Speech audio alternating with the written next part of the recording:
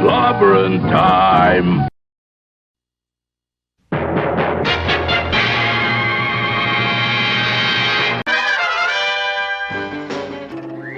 Atomic batteries to power.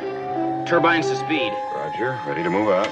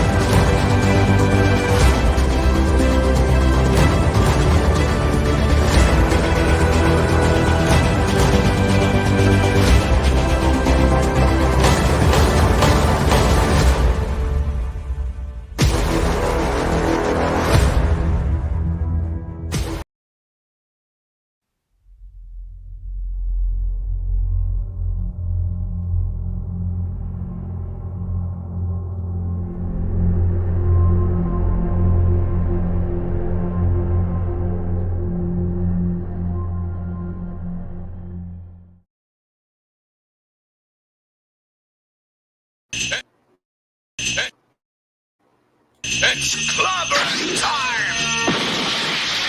Clobberonimo!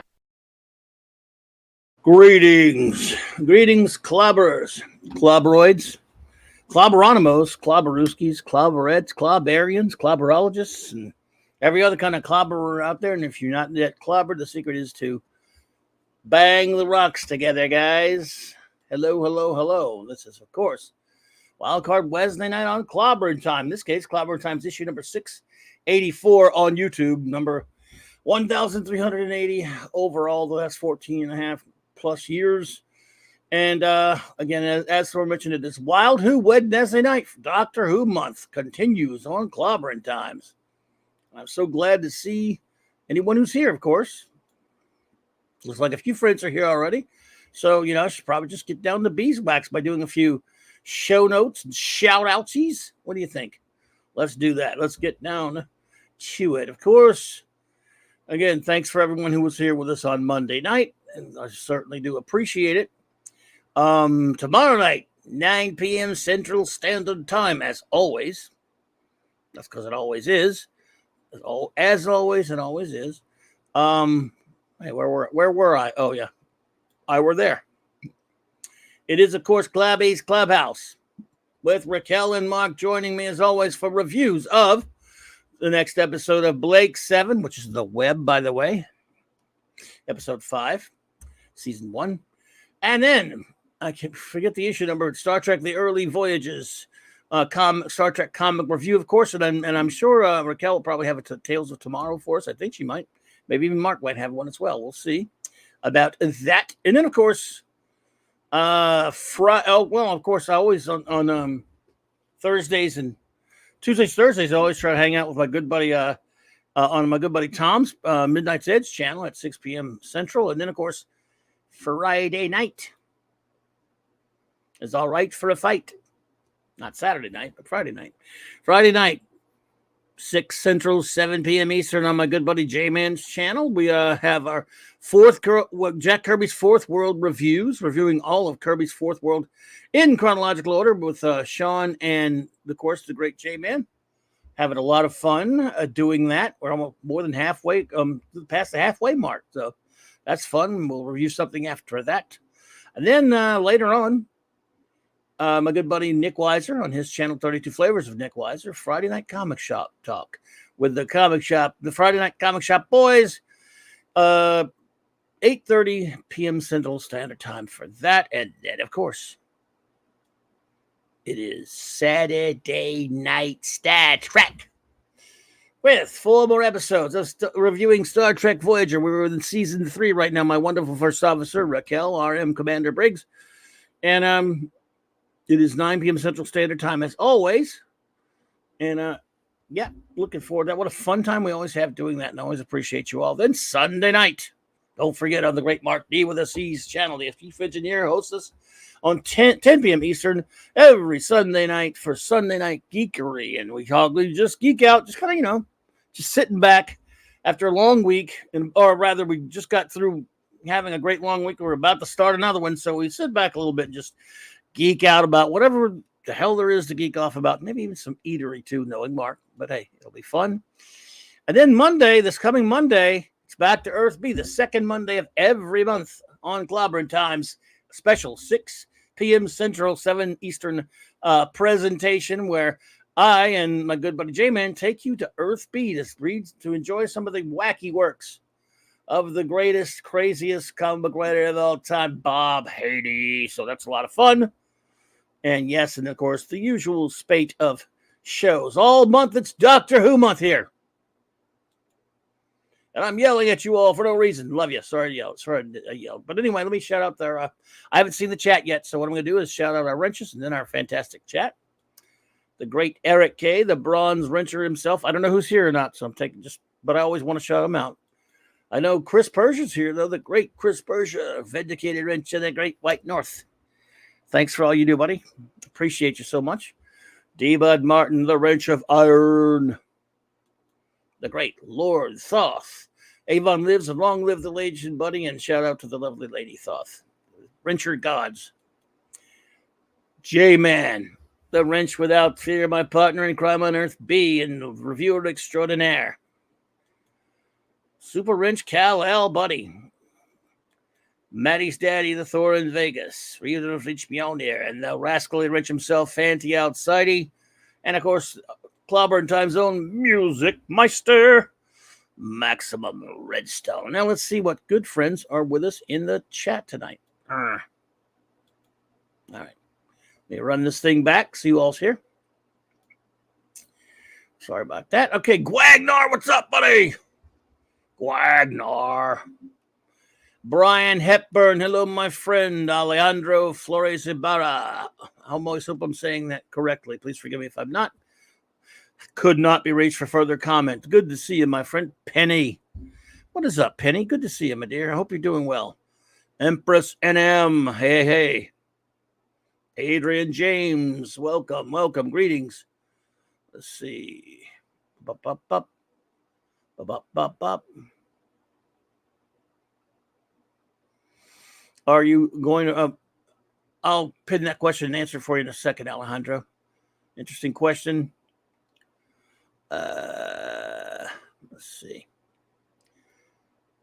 Let's see. Pat S., what's up, brother? Good to see you. Putin's cat, hello there. Putin, I'm ranking the final episode of each Doctor, ranking them and ranking them all. There are 12 of them, and rating them and critiquing them, of course, aka talking about them. Let's see. No, Peter Cook's not up there. I love Peter Cook. That's not up there. He's not up there. Gwag. No, I got you, Gwag. All right, Gwag. Good to see you, buddy. Keely Chow, roll that tide, brother. J-Man, good to see you, bro. Doc Fortune. What's that, Doc?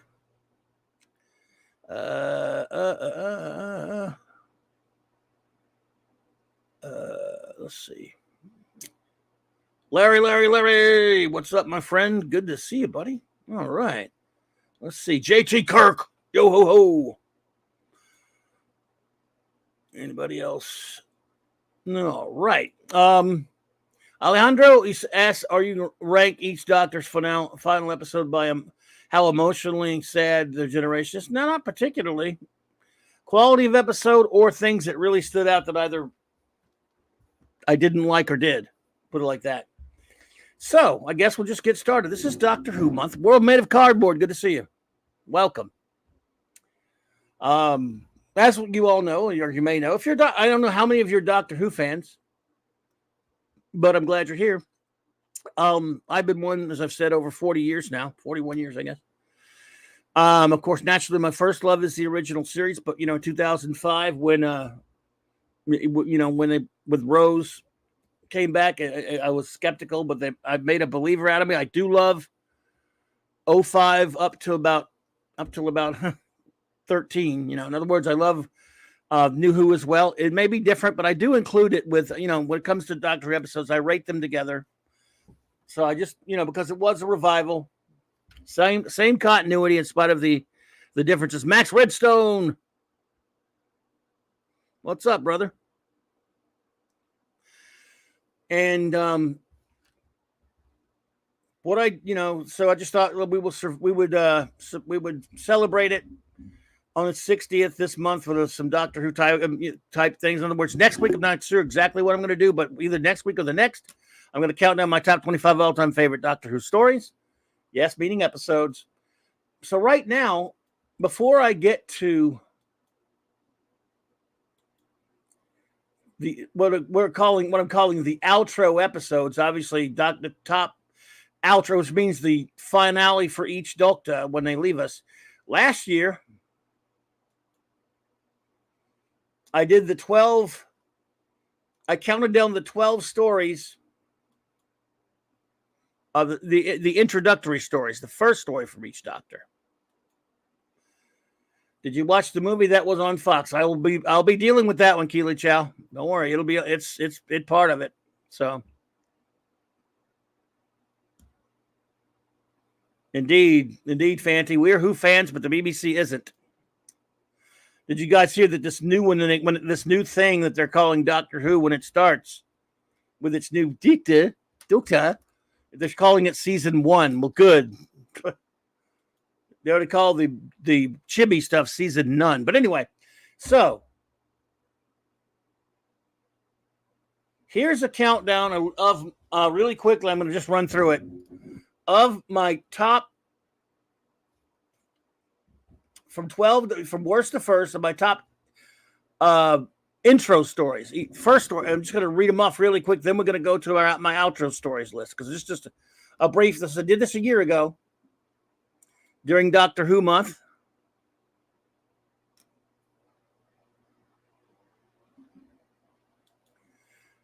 So at number 12 is The Enemy Within. That is, of course, the first episode that's the Fox pilot. The first episode with Paul McGann, which I don't like. So it's in last place. And number 11, second to last place, Deep Breath, the first episode of Peter Capaldi. In third to last place, number 10, Power of the Daleks, but it's the first Patrick Troughton, but the only reason it's so low is because it's mostly incomplete, and that's a shame. So it gets an incomplete. It's not a terrible story. It has its problems. They've since filled it in with animation that was not the best, kind of lacking, but you can't blame it for anything being a missing episode, so you get kind of an asterisk by it. Number 9, An Unearthly Child. It wasn't necessarily a very good start to the series. That's William Hartnell's first one. My number 8 would be Twin Dilemma with Colin Baker's premiere story. I actually don't hate that one. I actually like it, but there are things about it has some problems. Number 7, Time in the Ronnie, a mostly hated episode. First Sylvester McCoy. I kind of like it. I thought it was okay. Number 6, Rose, the first Christopher Eccleston story, which I thought was, of course, I think was excellent. Number 5, Robot, first Tom Baker, my favorite, my Doctor. Love it. Love it. Number 4, The Spearhead from Space, first John Pertwee episode. Third Doctor, love him. Number 3, The Christmas Invasion, the first episode of David Tennant, the 10th Doctor. Love it, of course. Number 2, Castrovalva, first of the 5th Doctor. I know it's controversial to have it flip-flop with Robot, but what are you going to do? And number 1, of course, The 11th Hour for the 11th Doctor, beginning with Matt Smith. But that's just a rundown of that old list. Hello, Minimus. Minimus is here. Hail to Minimus, everybody. And now it's time to start with tonight's topic. And I'll call it ranking and rating all of the Doctor outro episodes. In other words, each Doctor, of course, just as they had an intro episode, one that introduced us to a new Doctor, each of them had a goodbye episode, a finale, a farewell. And They had various. I don't. Well, let's just get started, shall we? I'm going to start at number 12 and work up to number 1, of course. I've ranked them and rated them. Now, I'll say up front, any of you big Doctor Who fans out there, I know yeah, Minimus loves lists.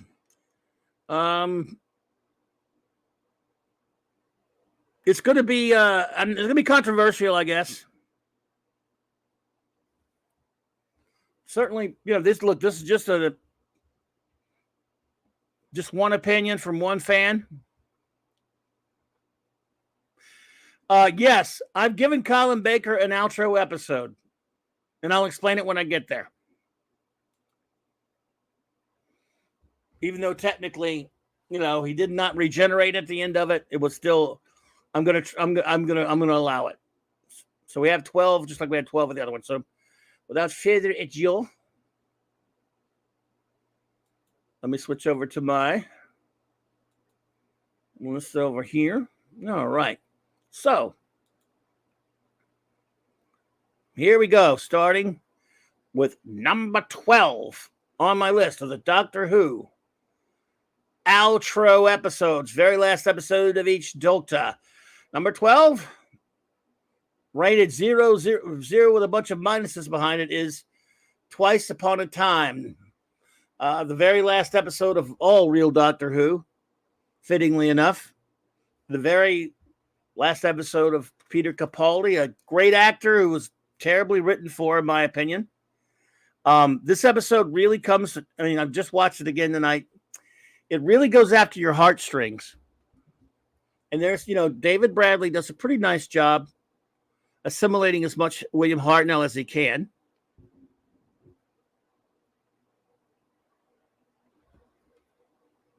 No, I'm just going with the whole story, Larry. The whole story. Like if it's a 4-parter, I'm talking the whole 4-parter. This episode had there were a lot of touching moments and a lot of interesting moments, and the story idea was not bad. And I love Capaldi, just don't like the way that his character was written. And they really just dumped all over the first Doctor too much. The writing, it just didn't. I understand. I don't understand, actually. They did not have to make him, just because the show was in the 60s, they didn't have to, they change everything else when they want to. Why not, get rid of some of the identity PC crap that they stuck in there, and they made him act like a buffoon. This was just really, in my opinion, this was a way to put a bunch of woke crap and shove it in the first Doctor's face. And remember, it's not that, there's still some good moments in this story, but it's ruined by the ending because Peter Capaldi doesn't get to regenerate into another Doctor. He is dead. He dies at the end of this, and some woman takes the place of the show, Chris Chibi, and Moffat was complacent. Of course, Moffat was told to do it. So everything about this, what's even the very entertaining bits in it, are marred by the having to see the Doctor disappear into that Jodie Dr. Karen. So, and to see Peter Capaldi just treated so poorly as to have to put up with such garbage writing throughout the entire Moffat era, only to have this disgrace happen to him.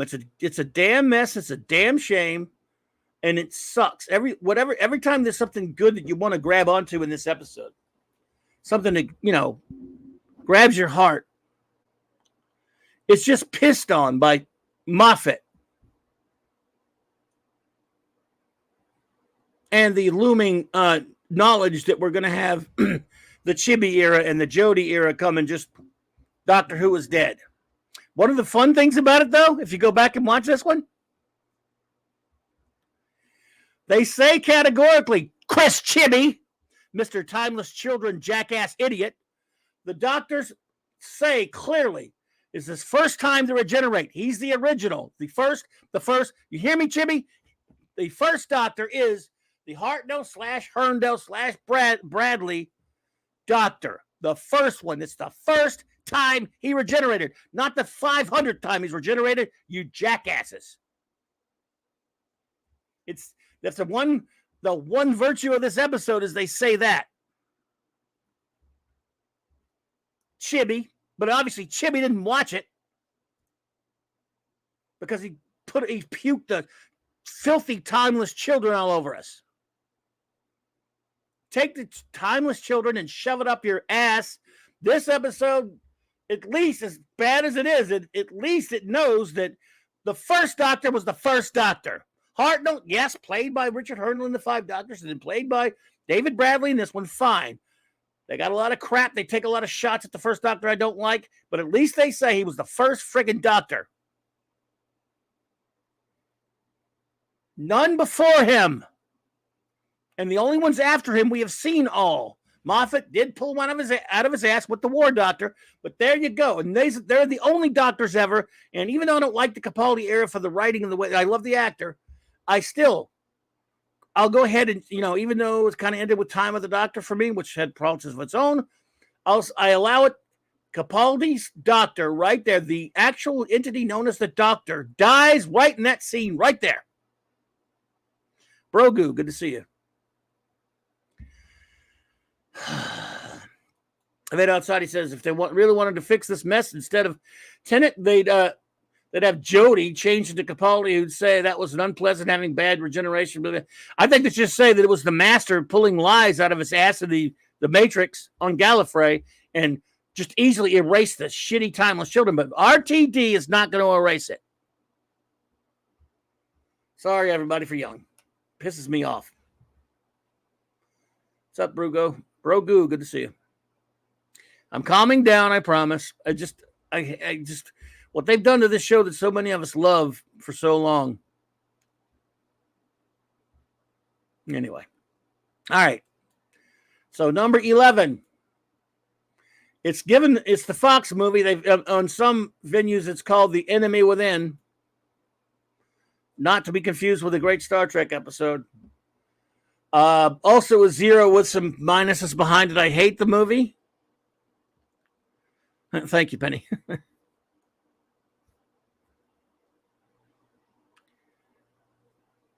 I don't blame you, D-Bud. I don't blame you at all. I hate, as someone who loves the Seventh Doctor with all his heart, I don't hate McGann. McGann's not his fault. Later in some shows and stuff, he was pretty good. This movie's a piece of shit to me. I hated it. Now, I missed the days where this was my worst problem with Doctor Who, but for years it was. The Fox movie. It sucks.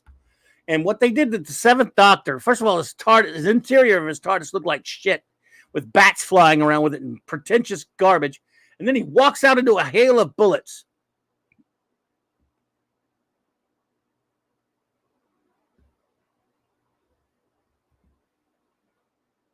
I don't agree with you at all about that, Alejandro. I mean, you're entitled to your opinion. Colin Baker, it was kind of unclear how he regenerated. Just he heard his, actually, they didn't explain it much other than we could have hit his head. We don't know, but they don't give you a reason for his regeneration. But it's nowhere near as bad as the Doctor walking out into a hail of bullets from the TARDIS. I'm sorry, I can't accept that. In fact, you're saying Colin Baker had a worse reason for regenerating. He don't even have there's no reason. They never gave a reason for his regeneration. So how could he have a worse one? But anyway, that's neither here nor there. Everybody's entitled to their opinion. To me, nothing's worse than walking out into a hail of bullets. The Doctor should know better. The Seventh Doctor was this all-powerful type mysterious being when Andrew Cartmel in those last couple of seasons of his. Americanized Doctor Who doesn't need to happen. Barry Letts and Terrence Dix hated it.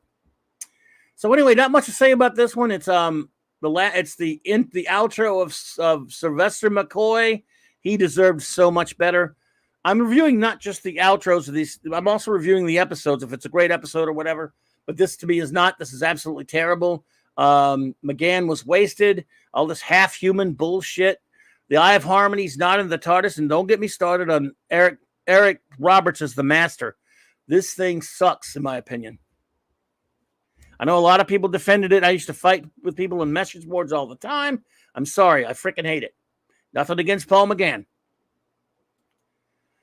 Number 10. This is going to be controversial. No, The End of Time, parts 1 and 2. how do I hate this? Hate the, let me count the ways. This is RTD is his most, at his most narcissistic fan baiting that I've ever seen. This episode starts out with a bunch of people in the UK worshiping Barack Obama. I'm not going to get political, but it was just so stupid at the beginning when they're all talking about Obama's big financial plan. And then you've got the goofy John Sim Master comes back and turns the whole planet into the Master. It was really stupid. Then they ruined the Time Lords by making them all evil, making Rassilon evil. I love Timothy Dalton. What a waste. What they did to Timothy Dalton alone in the whole story pisses me off. And I hated it. And then, I love David Tennant. When he walks around, now, it still touches my heartstrings at the end when he walks around and goes seeing all of his people. I can't deny that that's just super fan stuff that I do love. I mean, I kind of liked it. It gets me right here, even though it kind of dragged on a little bit. But I won't hold that against it. I hold the dumb story against it. What they did to, I don't like the John Sim Master, never did. I don't like all the histrionics and crap that some of the RTD used to engage in sometimes.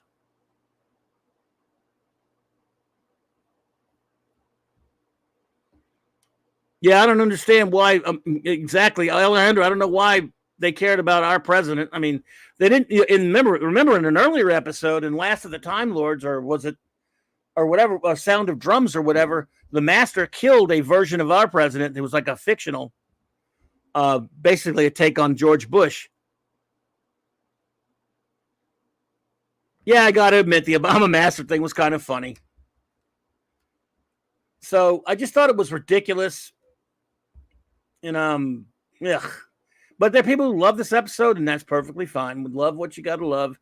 I admit it's easy when they manipulate your heartstrings. It's the last time you're going to see David Tennant until the anniversary, and now until next year, in a couple of weeks. But you know what I mean. I just don't like. I think the John Sim Master is basically the Heath Ledger Joker. He's the jokester. He's not no Roger Delgado. Number 9, The Time of the Doctor. I don't know. If it were closure, like this is going to be the final episode ever for the entity known as the Doctor, they're not going to make any more, and that he would go to Trinzalord, spend all that time, and then get old, I would say that kind of would work as a nice closure thing. But I have a question for all of you. Remember how the Time Lords he dumped them a couple of times before this? How can they give him another regeneration cycle if it's that easy? Why don't they use them? They just gave him some. I mean, it's just so over the top, and so the way it's just. I don't know. They're getting him a whole new regeneration. I mean, fine. They wanted to continue the show. I get you have to do it something like that, I guess. But it's just too easy. It was like, I thought Time Lord said 13 regenerations and that's it. Oops. Well, that's out the window, isn't it? Nevertheless, it was an entertaining and heartfelt episode in some ways, but it just, I don't know. Wasn't really, it was kind of a meandering story. Matt Smith, however, his performance is terrific. He's brilliant in the episode, as he always was. And in a way, it's kind of the last hurrah for Doctor Who to me in terms of the last guy. Jago and Lightfoot, Sigma Beam, Cream. So, number 8. By the way, the Time of the Doctor, I give 2+ out of 10. A little harsh, I know. Number 8.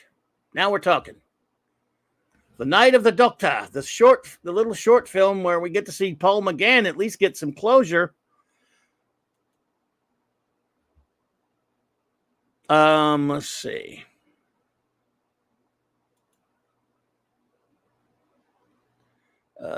Sorry, I've got some move. All right. Let's see what you're saying, Alejandro. Did you make peace prior to the this episode that the 12th regeneration limit would have eventually to be thrown out of the window? Yeah, I kind of did. Yeah, Alejandro, I think that's a fair thing to say. You knew it was, we all knew it was going to happen. You're right. I mean, what are you going to do? And that would be fine if the show were going to continue and be good, but I don't know. And again, that's subjective. I get it. So,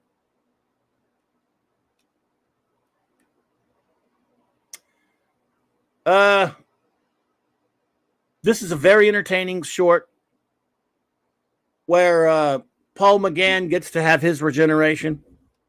Again, a guy, really, it's a shame that an actor of his caliber had to put up with the stupid Fox pilot and never get a chance outside of Big Finish Audios, who was good on those, to play the character again. He should have been used in the anniversary special. As much as I love John Hurt, it should have been McGann.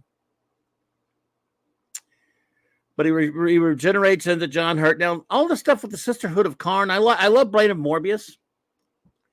But the stuff with the Sisterhood of Karn and they could make you different elixirs to make a Time Lord turn into something or another.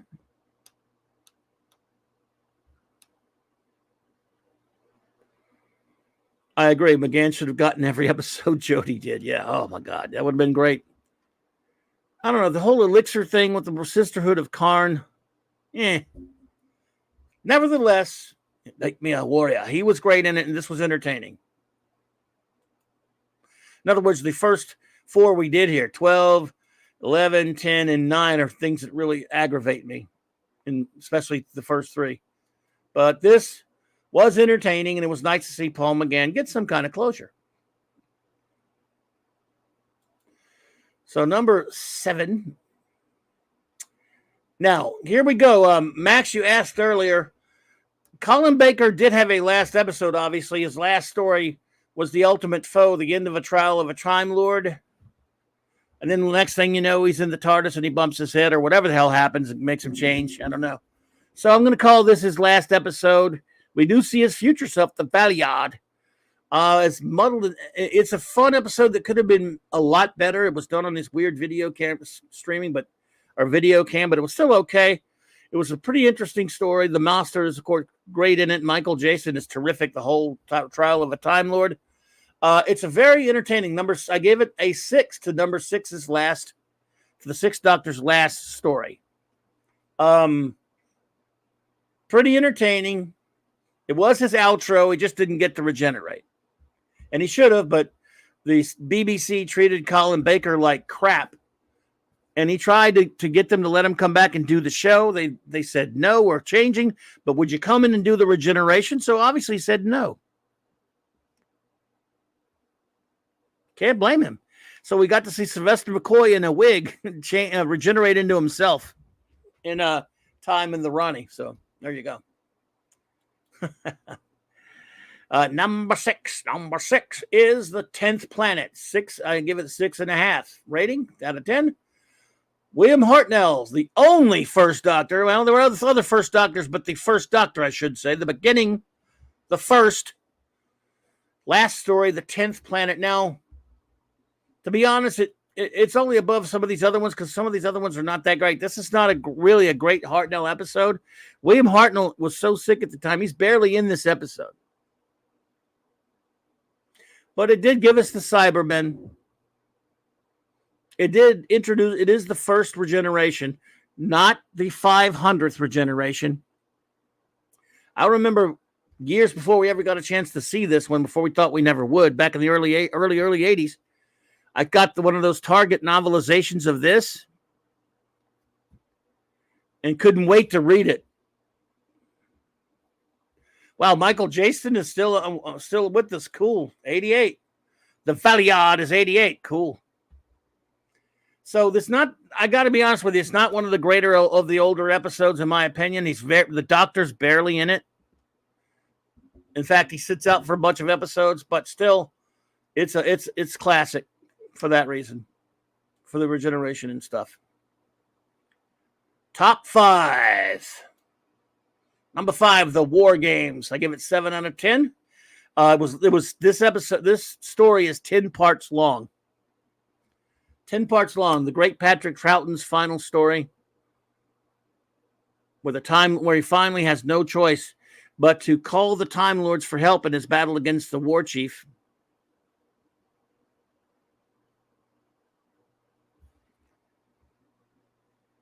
Alejandro, I think, yeah. Guagnar, I disagree. I think at 5, it's where it needs to be because it's a 10-parter, and it really, that story probably could have been told in 6 or maybe 7. It's a great, I love it. I mean, I remember when I bought the VHS of this thing back in the 90s, 2 tapes. I sat and watched it all in one Saturday. So I'm getting a boo from Guagnar. Sorry, dude. I mean, I like it. I mean, it's got a 7 out of 10. That's pretty high considering. The only Target novels I bought were the old Cybermen stories I thought we would never see, said D. Bud Martin. Yes. We're very lucky that all 10 episodes of the War Games exist. I mean, I really like it. I mean, 5's high. 5's pretty high. Yeah.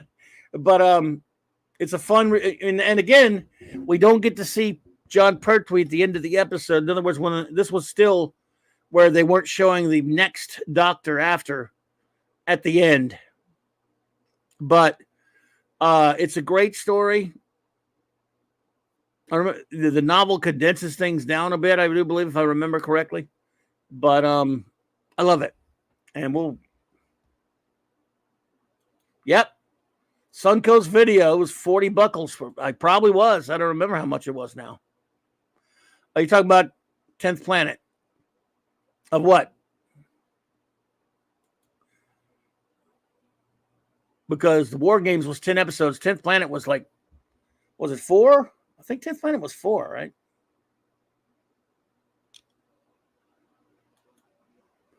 Yes, just 4 episodes. 4 is missing from that show. Which one?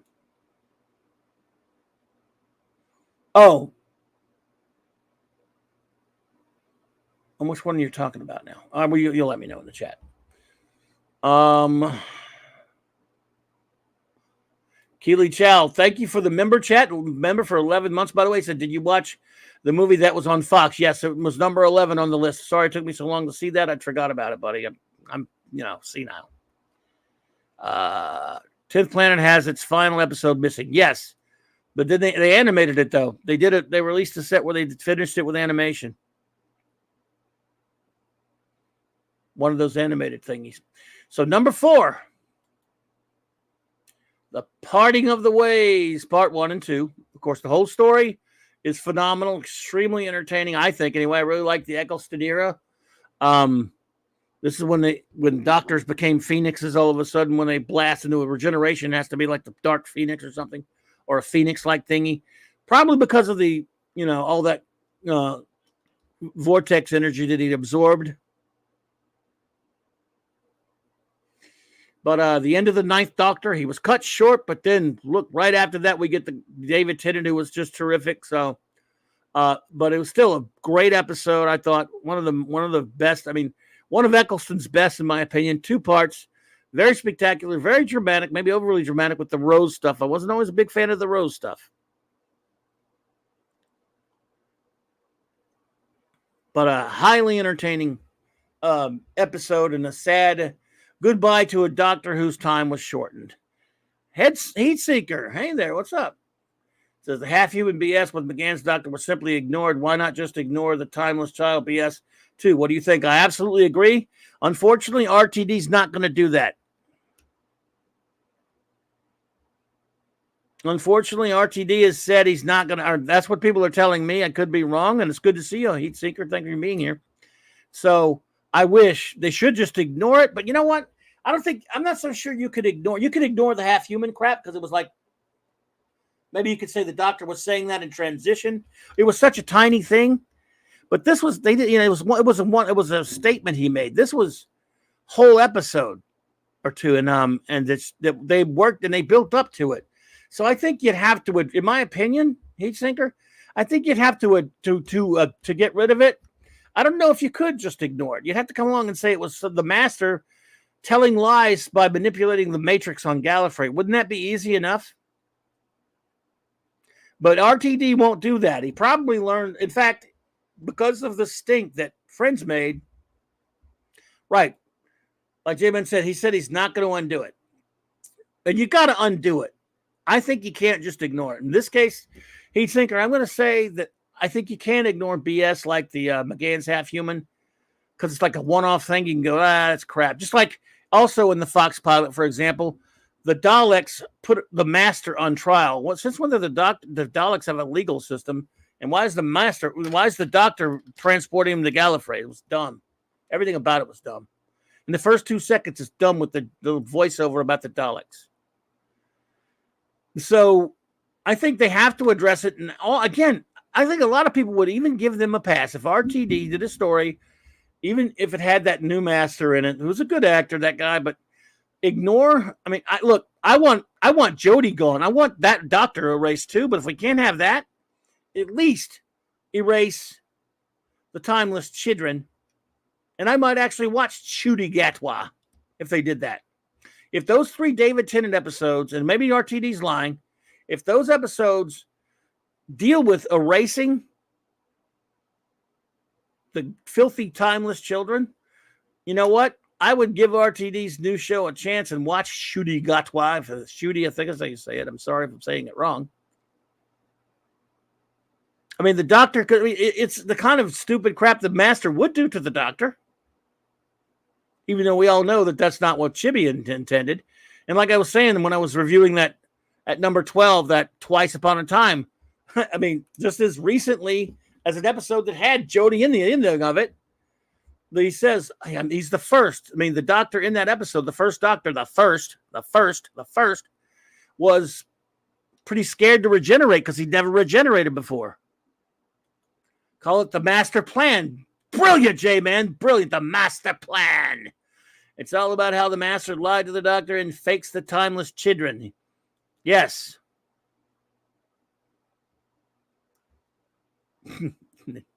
The cutie.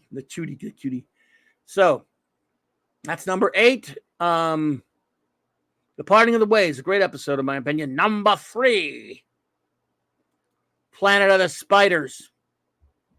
8.5 out of 10. I mean, just the spectacular 6-parter, saying goodbye to our wonderful 3rd Doctor and giving away to our brilliant 4th. I love 3. I love 4. Almost equally. I think Tom Baker is my favorite. Right up there, right next to him is John Pertwee. Good God. And this one, you've got it all. You got a lot of James Bond Pertwee in it. You've got most big giant spiders they're about to take over the universe. You got monks with electrical powers. And Om, and you got the Brigadier for a little bit in it. And, of course, yes, you've got the Metabelus Crystal. D. Bud Martin says his number 1 is Planet of the Spiders. That's respectable. I love it. Love it. A tear, Sarah Jane? Exactly.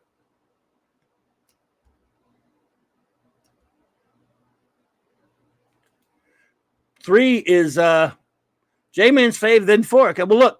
I love Pertwee almost as much as I love Baker. Baker's my first and my favorite, and I love him the most. But we're gonna do favorite Doctors and stuff next week. But I love both of them. That was a very, very sad scene. That's one of the best regeneration scenes. I might even rate regeneration scenes later, just off the cuff there. In fact, I might do that later.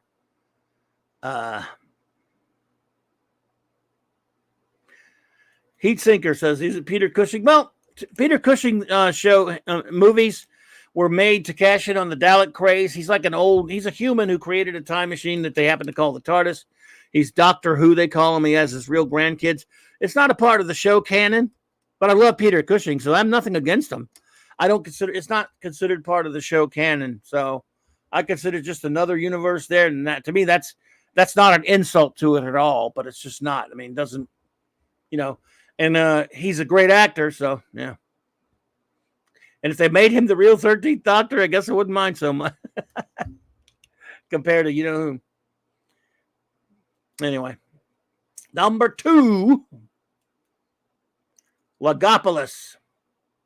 9 out of 10. Close to a 10 for me. Yes, It's a crazy, crazy mixed up episode, and I love, love, love it. It's the end, but the moment has been prepared for. What can you say, man? The Doc versus the Master with the universe at stake, rather. All that stuff in the first episode with this mysterious watcher watching the Doctor from the distance. All down the Barnard, what do they call it? The Barnard bypass, the Barnard bypass, or whatever it was called, with Tegan and her aunt.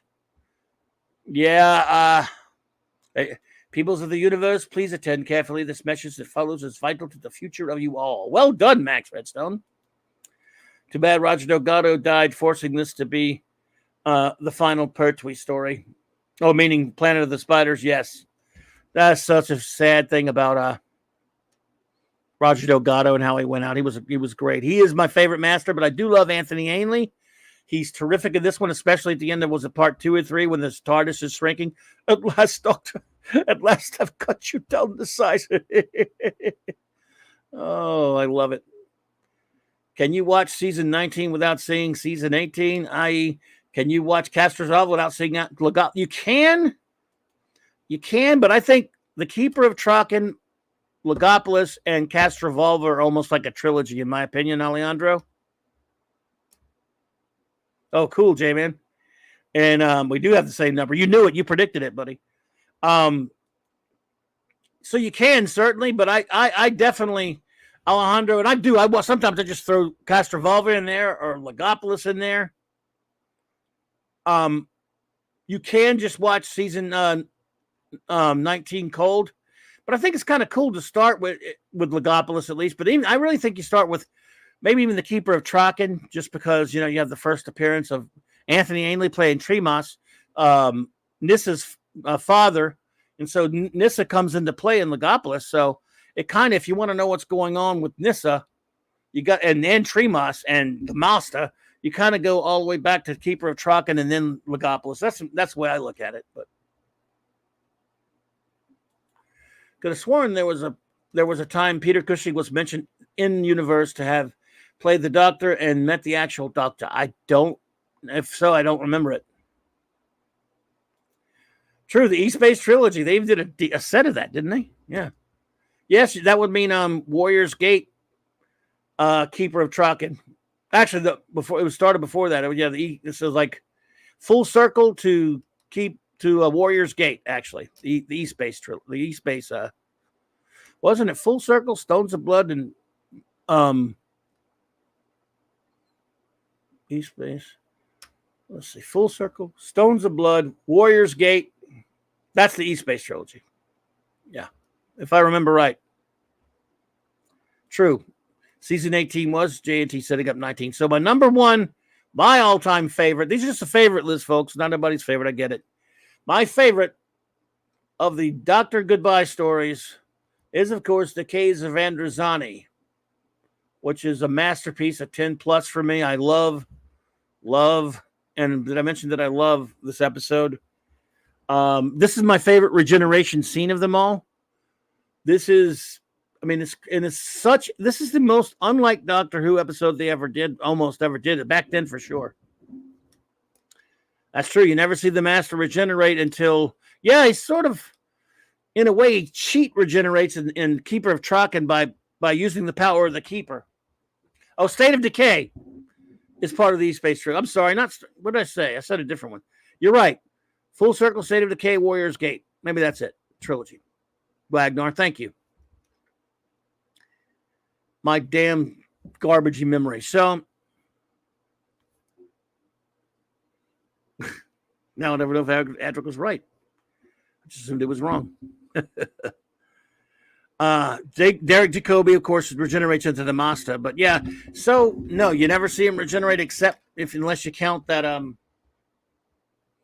sort of scene where he steals the body of Tremas. That's not really regenerating. You use the power of the Keeper. So yeah, Derek Jacobi would be it into John Sim. So, but Caves of Androzani, it's not the first time I'll be talking about this episode. That's right. They sold That's true. Did they? They sold. That's right. They sold these three: Keeper of Truckin', Legopolis, Castrovalva, a DVD set, New Beginnings trilogy set. Yeah, there you go. DVD set. I never got that one, but I have the episodes. Yeah. Cyrus Jack, what a great character.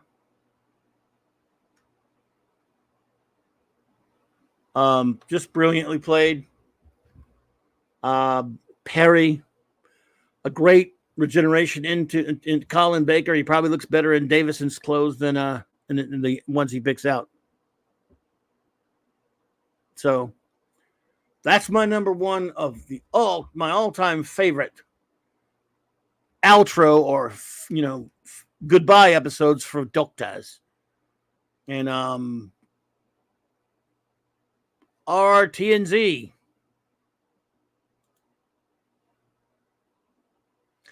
I love it. And so let's see.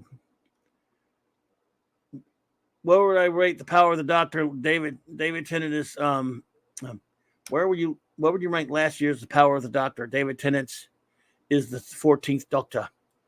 Well, that scene was kind of okay, and I got to admit I hate it because it's a Jodie episode. I hate all of that chibi stuff. But I watched it because it was going to have Colin and Peter and even David Bradley playing the first Doctor and Janet Fielding and Sophie Allred.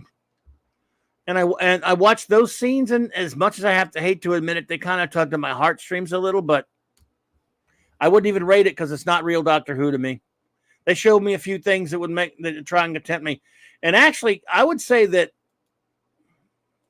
in a sense, that Tennant might be the fifth. My Doctor count goes like this. After McGann, who is number 8, right? Technically, the War Doctor would be number 9. That means Eccleston would be 10, making Tennant actually 11, and then making Tennant actually 12. If you do want to count the Metacrisis Doctor, he regenerated back into himself. Not counting the Metacrisis Doctor, but remember, he did regenerate. The Metacrisis Doctor doesn't get to do with it. He regenerated in Journey's End into himself. So that's a regeneration. So you got 11, 12. So David Tennant is really Doctor, not 10. He's Doctor 11 and he's Doctor 12. So that would make Smith 13. No, sir, all 13, said Capaldi, but actually Smith's 13, Capaldi's 14. That means since we skipped Jodie, since she doesn't count, that new David Tennant Doctor, who's probably not going to end up being a doctor. I think it's all happening in some kind of dream world or the Matrix or something, in my opinion. Otherwise, why did his clothes grow back on him like it never happens? So he would be 15, and Shooty Boy doesn't count, but if he did, he would be 16. So remember, David Tennant, not only is there the War Doctor to consider, David Tennant regenerated into himself once. So our numbers, so way it goes, but still. So anyway, recapping one last time, maybe the second last time, I don't know. And I'll go quickly, 12 down to 1. My favorite, least favorite to favorite, I guess. Doctor Who month continues, ranking and rating all the Doctor Who outro goodbye stories. Twice Upon a Time at number 12 at 0 minus. Number 11, The Enemy Within, Fox movie, 0 minus. Number 10, The End of Time, parts 1 and 2, 1.5 stars out of 10. Number 9, The Time of the Doctor, 2+. I think I was a little harsh on that one, but 2+, because there's some entertaining moments. I'm an a-hole. Number 8, The Night of the Doctor at 5.5 stars. They start getting a little more entertaining now. Number 7, The Ultimate Foe at 6 stars for number 6 Doctor's final performance. Number 6, The 10th Planet at 6.5 stars. The goodbye to the great first Doctor, William Hartnell. Number 5, The War Games.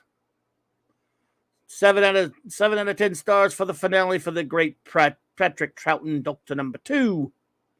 Number 4, The Parting of the Ways.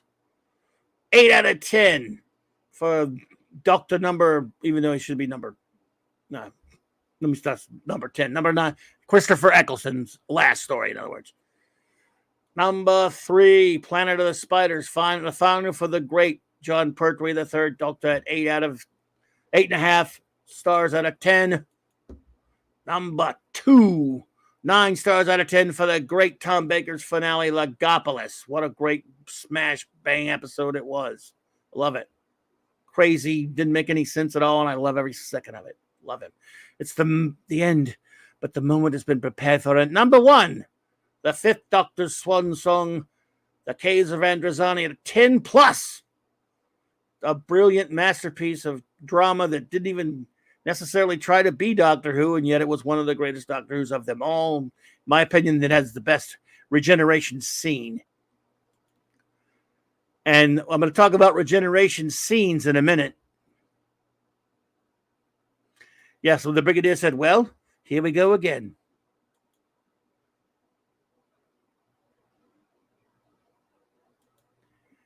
This is why Retrobastic hates Side Doctor, says Alejandro. Yes.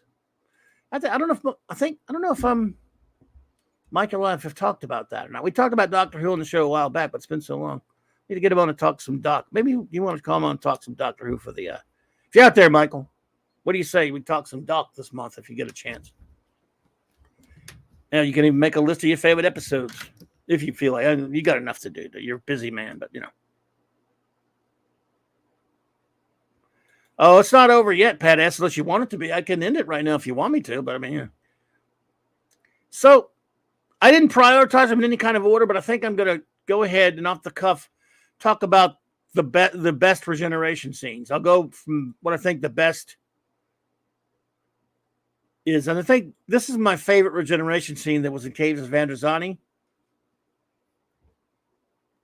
Just nostalgic, a lot of fun.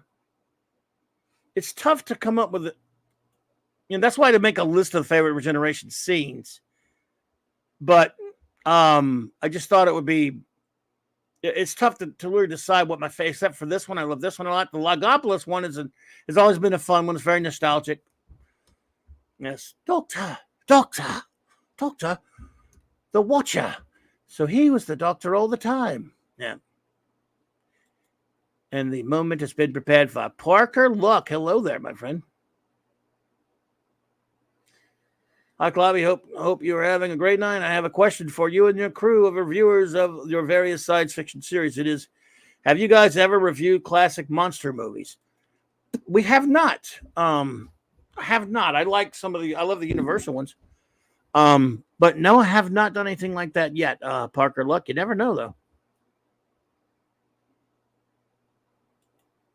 Yeah, Alejandro, I'm sorry. I just hated that one, man. I hear it was. It was opera for sure. Jerry was talking about the J&T era is very controversial, but I do like some of it. I mean, it's got some good stuff. Cloud will do the worst of the masters, best of the worst. Eric Roberts. So after that, let's see. Actually, the Planet of the Spiders one is a really good one too. With Choji, who is really Campo Rinpoche, I think. The Time Lord friend of the Doctor says all his cells have been devastated by the Metebelis crystals. But as you know, he is a Time Lord. I will give the process a little push, and he will blah, blah, whatever. He's going to help the Doctor by giving his cells a push for regeneration. Beware, however, his cells might be, you might find his behavior a bit erratic. Anyway. And it leads into Robot. What a great episode. So, right there, I mean, Davis and Tom Baker and Pertwee all had great regeneration scenes. There's kind of a goofy scene that Troughton had for the regeneration that was interesting. It was the Time Lords inducing it, and if you remember the conversation's pretty interesting when he's talking to the Time Lords. And they're telling him we're gonna banish you to Earth. The same actor who has played the Time Lord like twice at that point. He was from The Deadly Assassin. And Yeah, it is. That's true, Alejandro. That's right. First mention of regeneration. And he says, I maintain I have the right to decide what I look like. Because this was an induced regeneration, one of my theories about that, I don't know how much it was thought through for the by the writers or whatever, but I think when the Doctor dies and regenerates, it's random. Remember, Romana was picking and choosing whatever she wants. Her Doctor never lived long enough to reach the end of his regeneration cycle. Usually, in this one, he didn't either. Except, in fact, he got to the end of his first regeneration cycle, but he was so ill he couldn't choose what his form would be. So the change from Hartnell to Troughton is random. Then the Time Lords are inducing it. They're giving him all these pictures, these sketches, and he doesn't like any of them. So they just throw him. They just turn him into John Pertwee, which we're all glad they did. But then, because his cells were devastated by the Metabulus crystals, oh yeah, heat sinker. I didn't forget that. It's just not a whole episode about his ending or his regeneration. But War Doctor did change into Eccleston. You can barely see that in the eye. I never forgot that, though. Oh, I hear. Anyway, Troughton, doesn't get to choose. They don't allow him to choose, but he could have if they'd allowed him. But this was an induced regeneration by the Time Lords. So he wasn't dying. Then, of course, like I said, he's dying at the end of Planet of the Spiders. And so even though Choji gave the cells a little push, he couldn't help him control it. The Doctor was unconscious when he regenerates. So, boom, randomly to our great fortune, he ends up as Tom Baker. Tom Baker falls off Fourth Doctor falls off the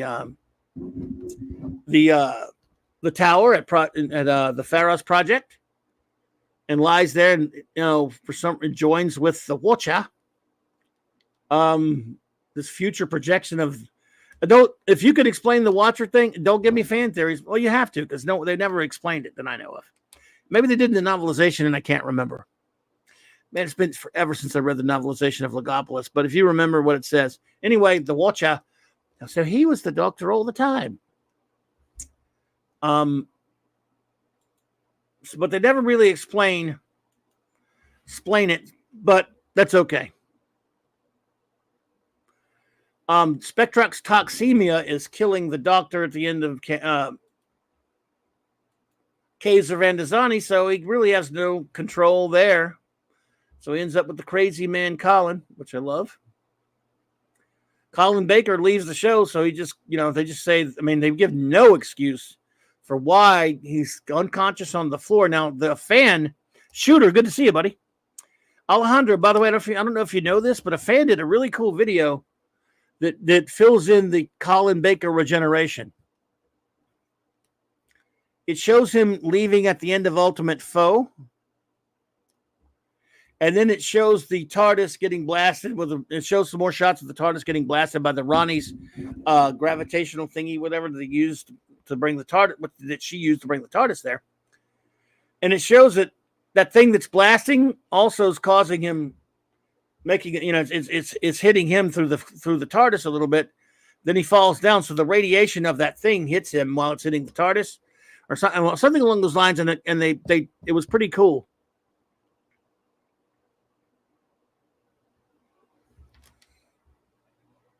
They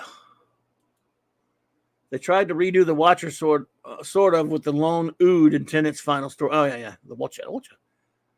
So you seen that? Yeah, they used a Big Finish audio thingy. That's true, because you could tell Colin's voice was very different. But anyway, so he and then they just eventually just end up on that same shot of Sylvester McCoy in the wig. So anyway. Like I said, we don't get much of a regeneration scene at all for 10th Planet. Everything, Troughton, you only see his face for a second. And like I say, the animated stuff, there's like one little picture that's made it through. So not much of a regeneration scene there. As I've said, we've already talked about Collins just now. Obviously a more thorough regeneration in the Night of the Doctor for Paul McGann to John Hurt.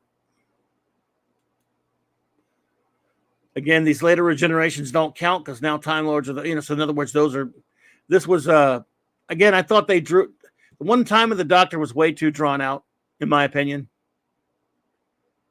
I mean, just went on forever. I remember sitting there the first time going, oh, come on, just regenerate for God's sake. Man, Moffat has inherited RTD's propensity for histrionics. He really did. Good God, was he overly dramatic to the point of putrid sometimes. I love the show, but both RTD and Moffat did a lot of shit that I did not like. They got him, just like JNT, whom I don't hate entirely like a lot of people do. He did a lot of stuff that was wrong. I guess Barry Letts and Philip Hinchcliffe are the greatest producers of Doctor Who ever. But nobody's worse than Chibi. Well, wait a minute. Chibi didn't make Doctor Who, did he? No. So, excuse me. Yes. Agreed. Moffat should have left with Smith. Agreed. So then, of course, this was pretty good. I guess since the Doctor's now the damn Phoenix, blowing up the damn TARDIS when he regenerates. Jesus Christ. I don't know why. In this case, it was the radiation, so I guess that's what they were. I don't know. But I remember when I first saw Parting of the Ways, which is great. Go back down to that one for a second. We knew he was going to regenerate. Obviously, when you were watching the show back then. But yeah, he wrote the episode 42 for Tenet, which I thought was terrible. And then he wrote Dinosaurs on a Spaceship, which is sort of a guilty pleasure type episode, but it is pretty dumb. Let's face it, Dinosaurs on a Spaceship is silly, but I don't know. It was goofy fun, at least. I'll give Chibi that, but it was, a lot of people really hate it. I was like, it was kind of funny, but it wasn't great or anything. But 42, I thought that was a pile of crap. I thought that was horrible. But anyway, Eccleston, when he first regenerated, I didn't expect him to blow up into the, spew fire from his face and all that crap. I was like, what in the hell?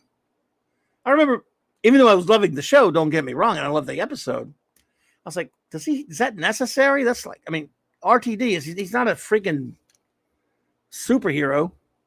The Dinosaurs of Wing Chang. I want to see that episode, Max.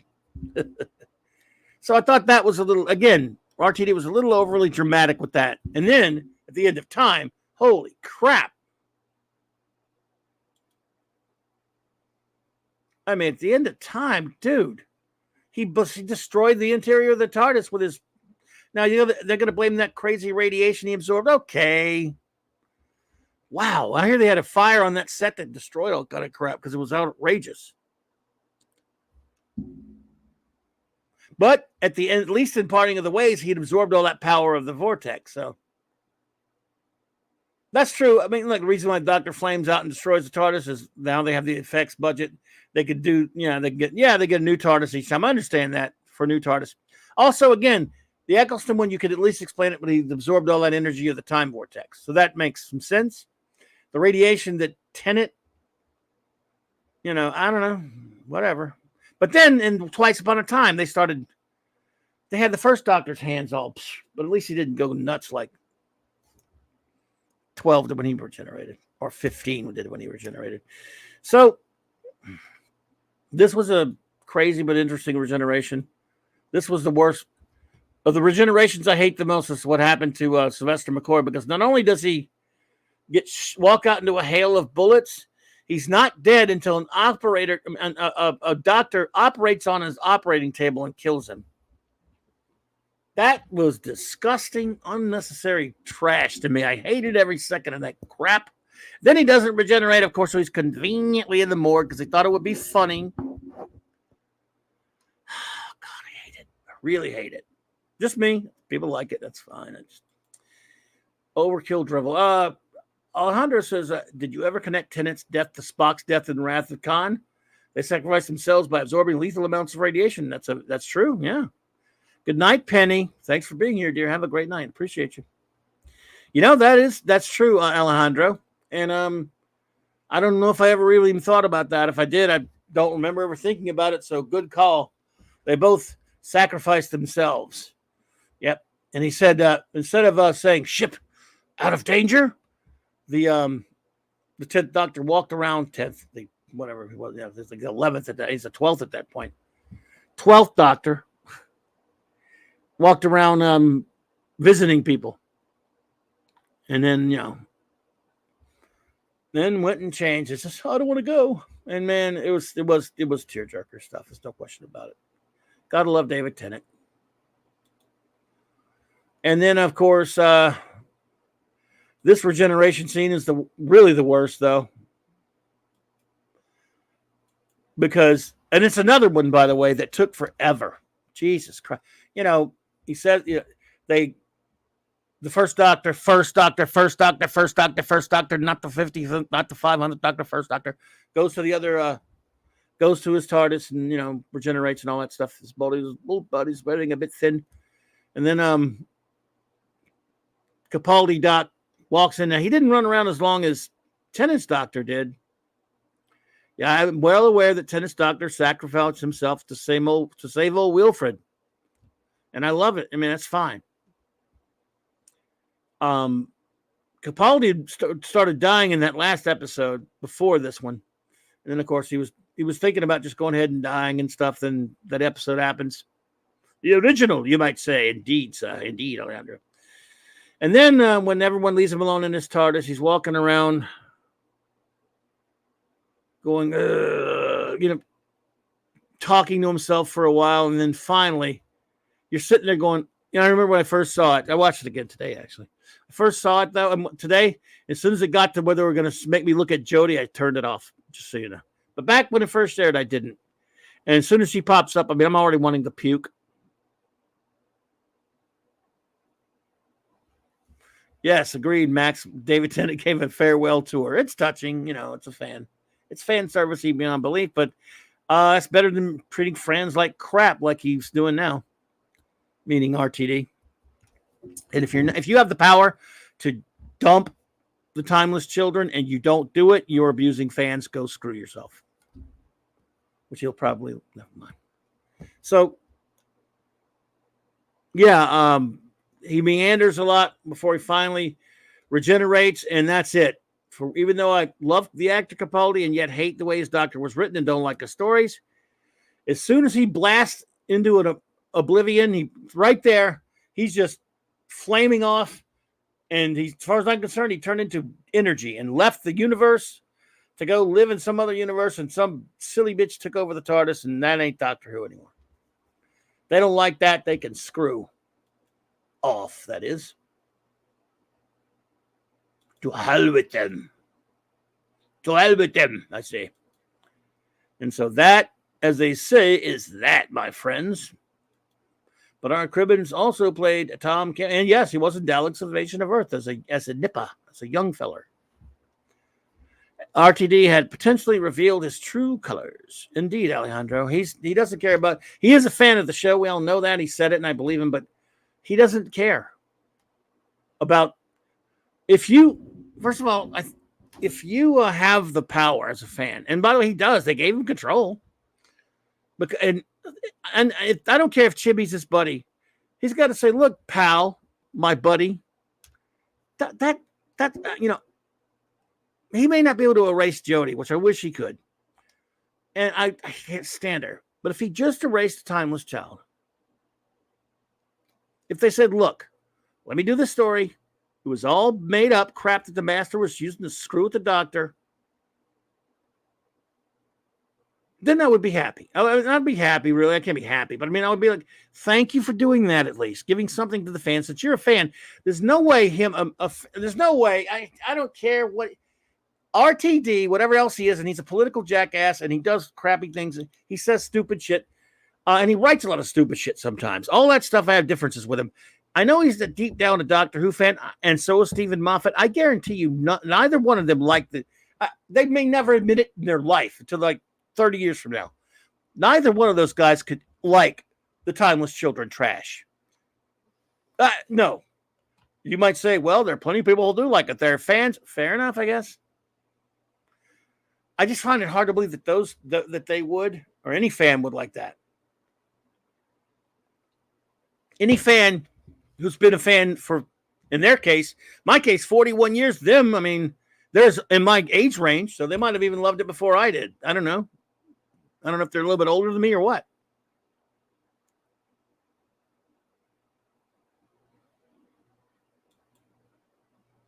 Max Redstone's quoting from a robot. I tell you, Brigadier, there's nothing to worry about. The Brontosaurus is large and placid. And then Harry Sullivan walks in, and stupid. Love it, Max.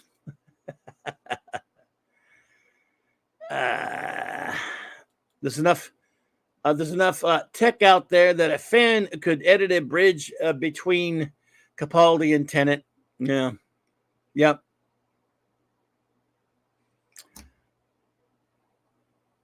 If he would just wipe out that, I'd still, the Jody era wouldn't count to me, but I would still go, okay, I might watch his new show. It's, by the way, again, as I mentioned earlier, I'm told that the new series with Ncuti Gatwa starts it's called season 1. I guess maybe it's because it's Bad Wolf. I don't know. Production. It's what's his face, RTD's stupid production company. Well, I don't know. Who cares? It's crap. And I don't even know how we're going to be able to watch there's a good question. All right, I'm going to make a poll, everyone. Give me a chance. I mean, in other words, I'm a little distracted. I want to make a poll, and I was trying to think of, here we go. Or just a question thingy.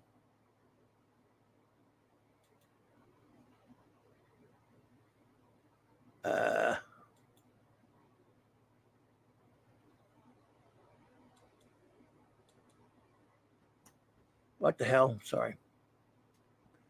All right, let me start over.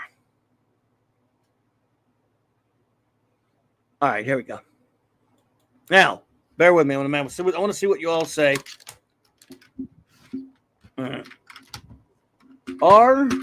Don't tell everybody. Let them read it. All right, I'm going to say it. I'm going to say blah, blah, blah, and then I'll let you read what the poll is. Don't say it. Stop talking. All right, everyone. I'm gonna do some. While I'm writing it, I'm gonna have to vamp here. Boom, boom, boom, boom, boom, boom, boom, boom, boom, boom. All right, but now that's Dr. Who music would get in trouble. Too much. Don't say it.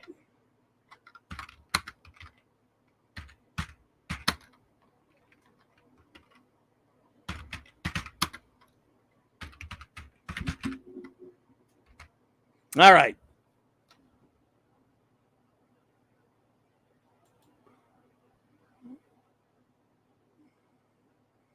Okay. Yeah, there we go. That's good enough. All right. Sorry about that.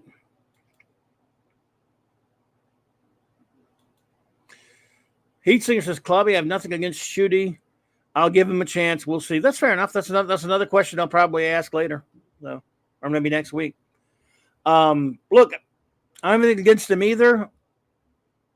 He's a dude. So look, I don't care what anyone says. The doctor's a man, and there's some people. Look, if your opinion is it's okay for the doctor to be a woman, that's it's done for an agenda. But even if it wasn't, I'm against it. The doctor's a bloke. Sorry. Hell, even in that episode, what Twice Upon a Time, when the memory version of Bill is talking to the first doctor, the first doctor, and he's trying to say, maybe the universe just is blah blah blah, whatever she says, or maybe it's all about a bloke. And he says, a bloke, yeah, a bloke who goes around sorting things out and fixing things. Basically, she was hinting that maybe the universe needs a bloke. The doctor, in other words, that goes around fixing things and stuff. They were having a philosophical conversation about why he stole the TARDIS and left Gallifrey in the first place. Why he did it.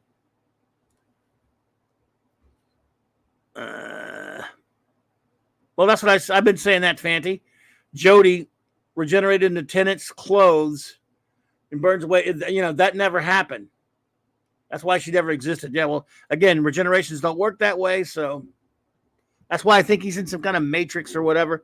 And maybe the episodes will still be fun. I mean, it's kind of, we're getting the Celestial Toy Maker played by Neil Patrick Harris. Okay. That could be fun. He's a good actor. I don't know if Michael Gall's still with us, but he's old and stuff. But, we're getting Catherine Tate. I mean, Bernard Cribbins, I think, filmed the scene. Get old Wilfred for a second. I mean, there's some heartstring stuff there. But I don't know. So let's see here. Only 6 votes so far, so we'll wait a while. Should have put that up earlier. I'm sorry.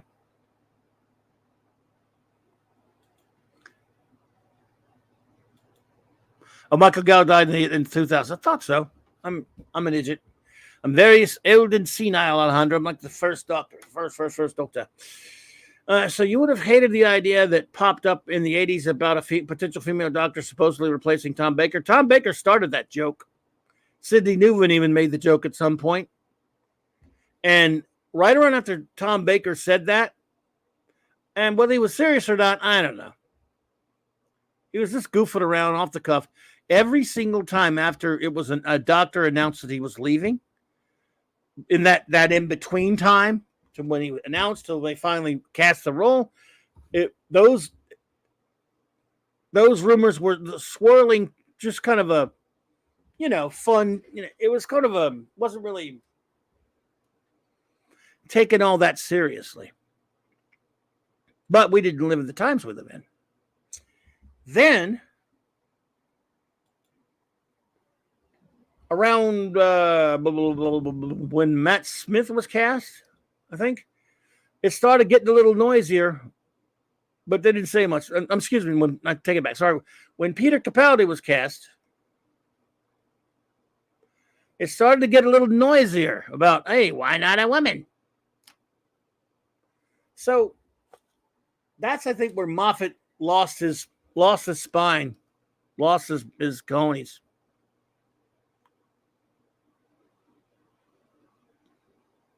Yeah, Joanna Lumley was the doctor once. That's exactly right. Curse of Fatal Death. Rowan Atkinson would have been a great doctor.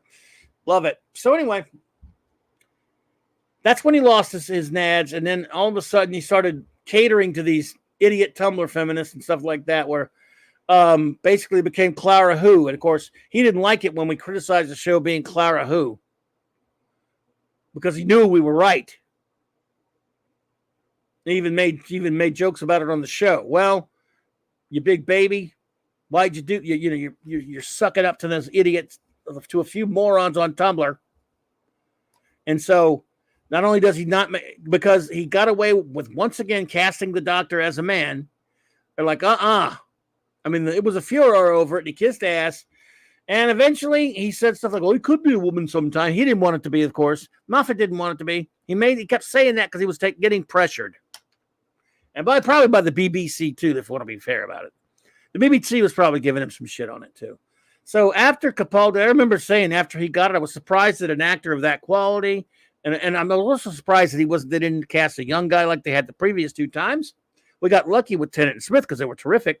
But they got an actor of Capaldi's caliber, and age, can't factor that out. And I was shocked that Capaldi got the role. And then after that, I said, as soon as he got it, I said, well, when he's gone, it's going to be a woman. I knew it. And people say, well, it ranged from, no, it isn't, to, well, what's wrong with that? What's wrong with it is he's been a man for 2,000 years.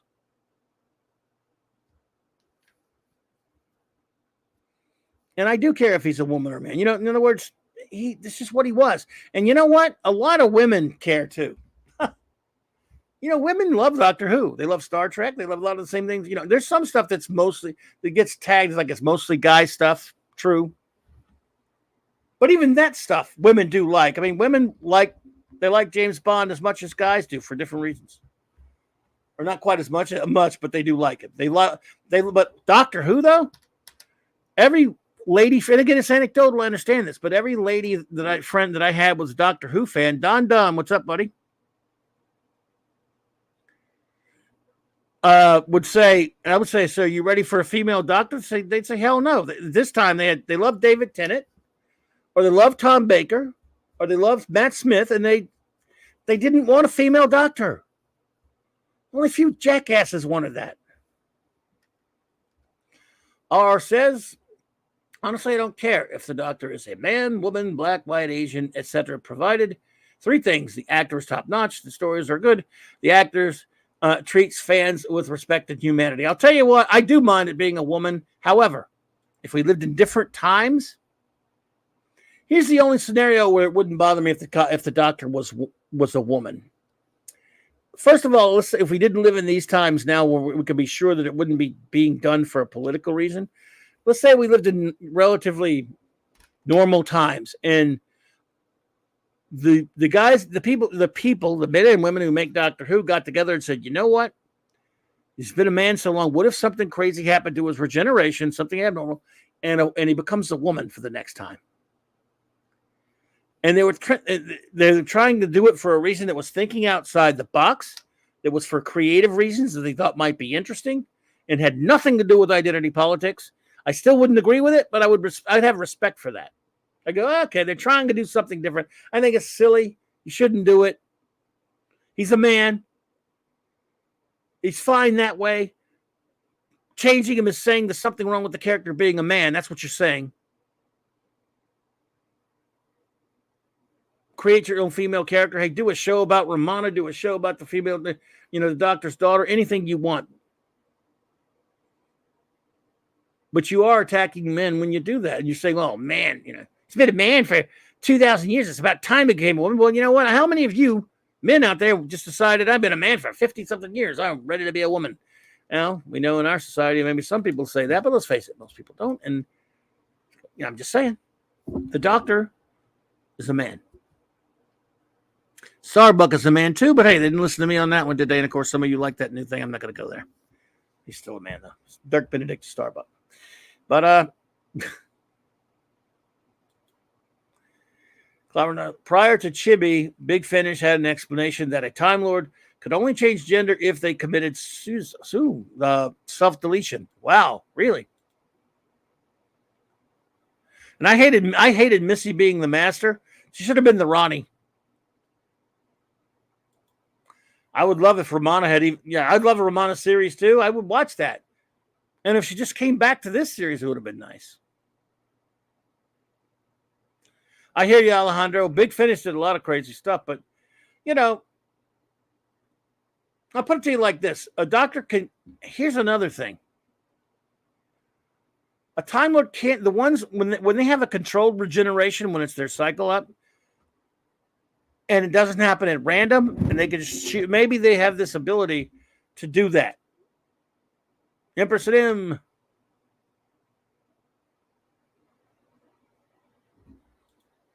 Agreed. Empress and M agreed. However, since the doctor was born a man, always was a man, in spite, no matter what the stupid-ass, filthy child, timeless children says, which is garbage, since the doctor really was always a man, the real show, then why would he just decide after 2,000 years? And by the way, let's say he gets to the end of his regeneration cycle and he has control over what he looks like. Something happens. And he decides, it'll be silly, he decides to become a woman. At least it would be a choice. But no, he got this at random. Anyway, what can you do about him? No one ever listens to that. It's fine. The damage is done. And you know what? If they'd at least had... It's funny that as bad as I can't stand that what they did, casting her, they cast the worst possible actress that can't help, and they had unbelievably horrible stories. And by the way, I did watch them. I watched the first 2 seasons of the Jodie era. I think I watched everything up until those last Flux specials when I just couldn't take it anymore. I was like, now why am I doing this to myself? I'm not reviewing this shit. And I only watched that last Power of the Doctor thing just because it had Sylvester and Peter and and Colin on there, Colin Baker, Peter Davis and Sylvester McCoy and David Bradley, and it had Ace and Tegan, Sophie Aldrin, Janet Fielding, and Kate Lethbridge Stewart. So I watched it for them for a little nostalgia reasons, but nah. And those scenes were cute. I didn't watch it. Does anybody watch those Tales of the TARDIS though? Videos? Alejandro says, I haven't watched New Who since the first episode of Capaldi's final season. Well, I can't say I blame you. I watched all of Capaldi's children. Season, and here's the thing about that season, but even though I prefer the original, 26 seasons, the classics. Yeah, I saw the Tales of the TARDIS Guagnar. Whew, man. Anyway, like I said, with a lot of qualms and a lot of qualifiers, I do like, the new series, Rose and on up. There were a lot of things I'm going to make in fact, I think in next week might be me taking apart the New Who, addressing New Who, what I hate about it, what I like about it. Loves and likes and dislikes of Who 2005 on up. Indeed, Heatsinker, absolutely. The Doctor's Daughter. That would have been fine with me. I would watch a show with her on it. So, but I was so excited. I watched when a new episode of from around 2005 to around 2013, at least, when a new Doctor Who would come on. In those first couple of years, by the way, I don't know if any of you know, or remember, 2005 for first few years at least, we weren't getting those episodes immediately. I had a friend of mine that as soon as it would air over, in fact, we got Rose, the pilot, or for like 2 weeks early. It leaked to the internet about a week or two early, and I remember getting that in 2005, and I thought, oh, this is going to be terrible because I saw the pictures in Starlog or whatever, and then watched it, really loved it. I said, man, I couldn't wait for the next one. I had to wait like a few weeks, and a buddy of mine was able to, fortunately, we were able to get him off the, where, because you couldn't get him on regular TV over here for a couple of years. Eventually, Sci-Fi Channel started running them like a year later from episodes, and then it took a while before they started on BBC America, where they would run them the next night or whatever it was, or the next day. But for a while there, you had to sail to get them, and I would. But anyway, when a new episode would drop, man, I would watch it before the next one would come out. I'd watch it. I must watch that new one like 2 or 3 times. I was excited. Yeah, I got a lot of problems with a lot of things RTD did, but I still was excited and loving it. And it was really exciting time to be a Doctor Who fan. I had not felt that way about Doctor Who as a fan looking forward to stuff since the 80s, when it was a great time to be a Doctor Who fan here in the States, when the big Doctor Who craze was going on. I was selling Doctor Who merchandise at the comic shops and stuff in the 80s. So I was really excited about that. And for years, even if it was a crappy episode, I would watch it at least once again, and I couldn't wait for the next one. If an episode I didn't think was that good, like during Eccleston had almost all great ones for me. I don't think he had like one I really didn't like much. But then Tennant had a lot of great ones. He had some I didn't care much for. But either way, I would watch it, and I couldn't wait to the next one for years. Couldn't wait to the next one. When it was the off season, I'm like, yeah, can't wait. Doctor Who comes back. Can't wait.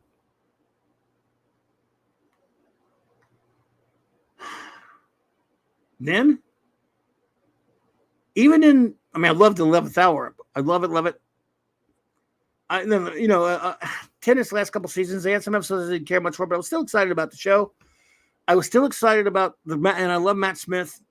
And so even in a lot of those Moffat stories weren't great. Again, it was still a lot of fun looking forward to the new Doctor Who, and always a lot of fun on Christmas time, coming home from hanging with the family at Christmas, to getting that Christmas night, getting that Christmas special.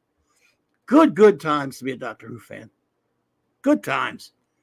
Couldn't wait.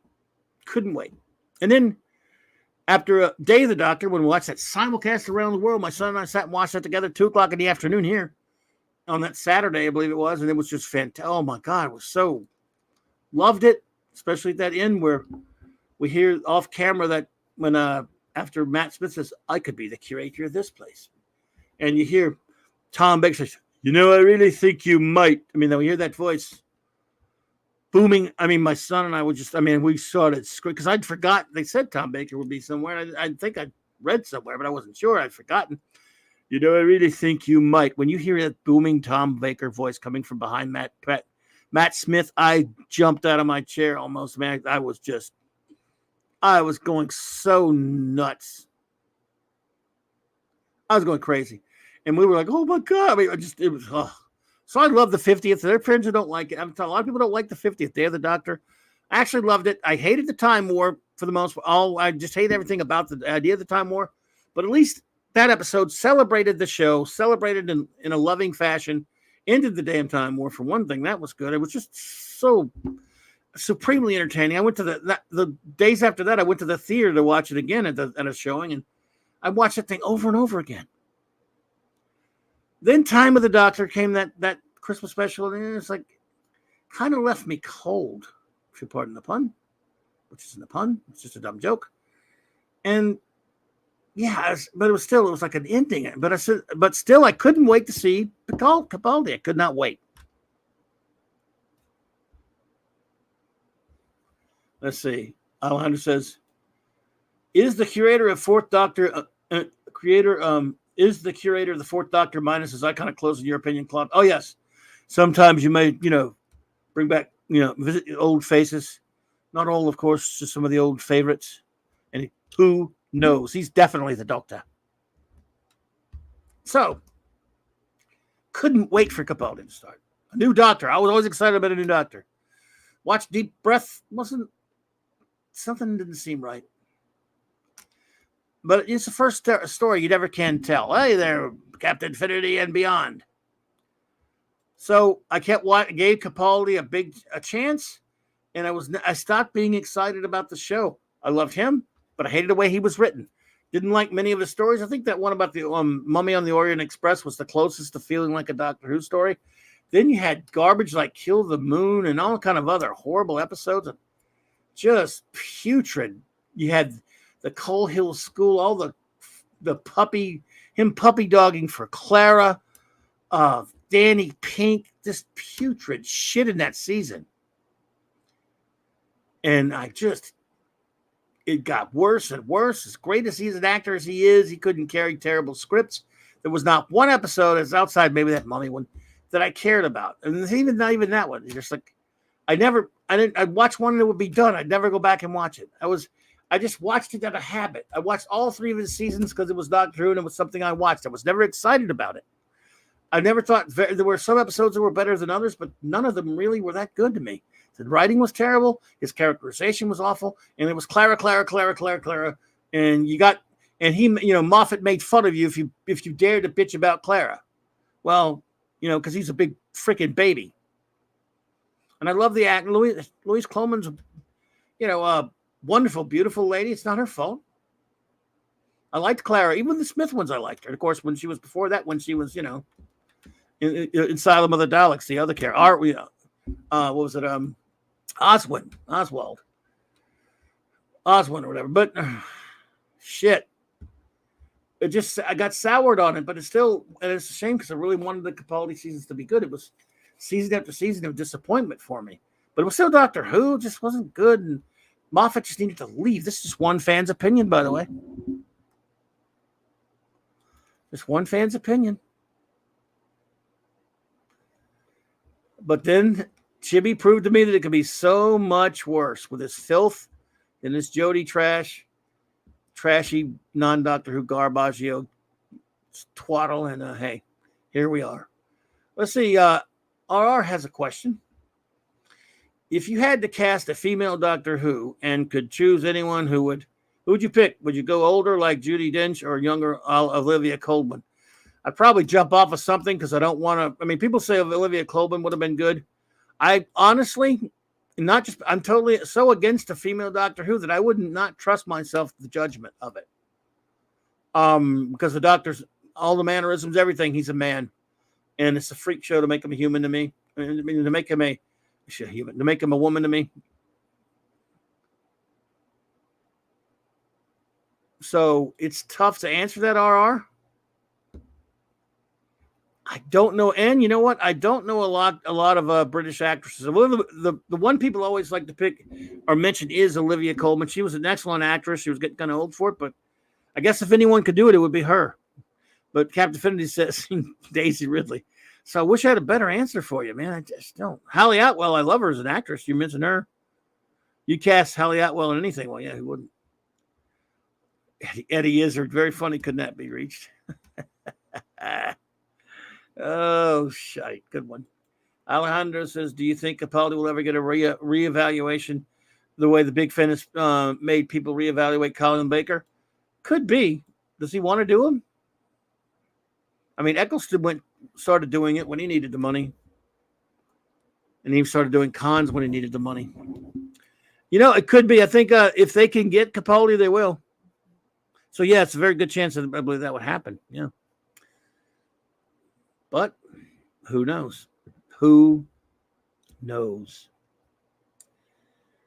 So, yeah, it lost its excitement. Yet I still watch the shitty, was it two seasons of in specials or whatever of or at least 2 seasons of Jodie, that horrible season of hers. I forced myself to watch that.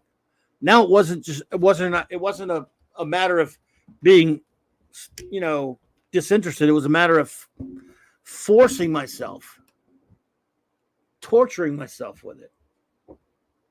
And yeah, if you say, why'd you do that? Well, hey, I'll tell you how dumb I am. I'm forcing myself to go with a friend to see a movie tomorrow that's coming out.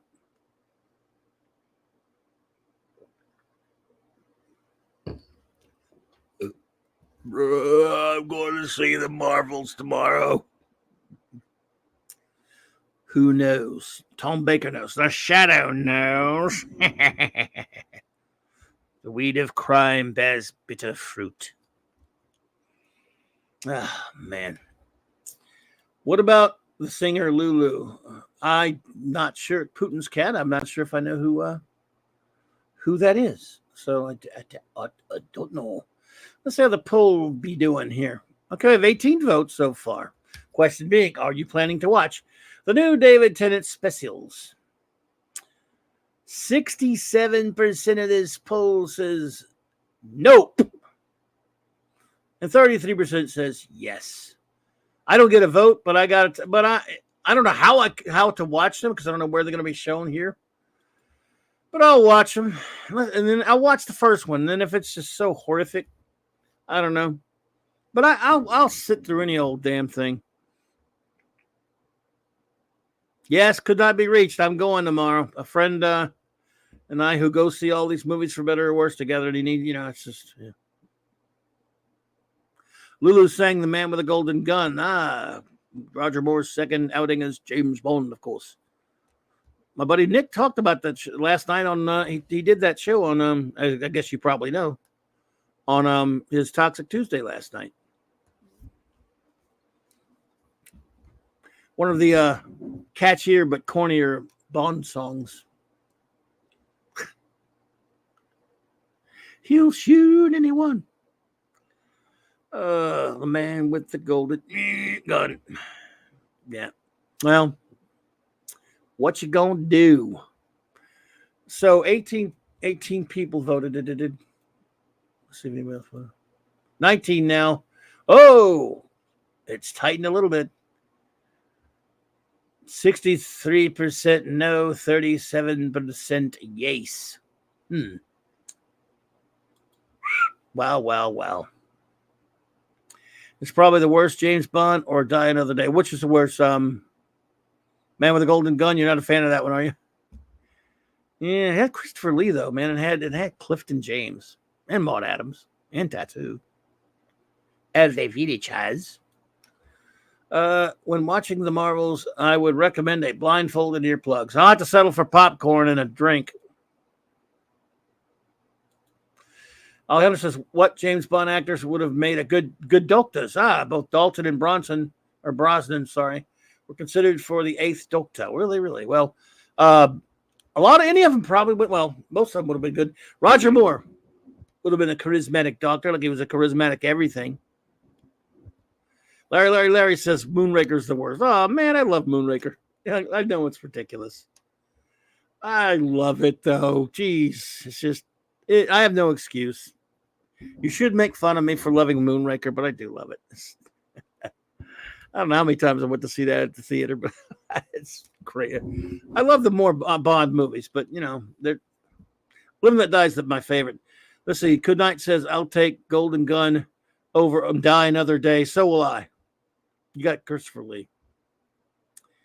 I will not, you know what? No Time to Die I will never see, Alejandro.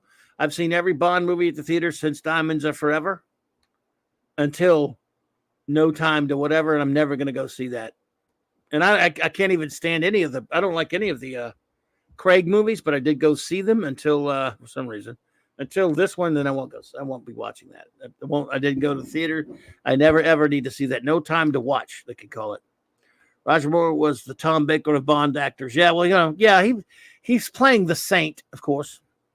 I just started watching the show that I never got to see much of because of the great buddy J-Man recommended it, and a couple others have over the years. But from 1971 or 2, John Hicks, hey there. From 1971 or something like that, I believe it was.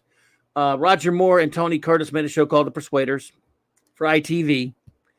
And it was great. Loved it, by the way. And it's been a fun show. It's only like 20-something episodes because right after the second season, before they could set up first season, right before they can start the second season, Roger Moore got tapped to play James Bond. And, of course, Good Live and Let Die, which I love. Let's see here what you're all saying. Capaldi himself was a fan of Doctor Who. He was a fan of Doctor Who, of course. Big fan. He always wanted to play him, which I thought showed through his portrayal.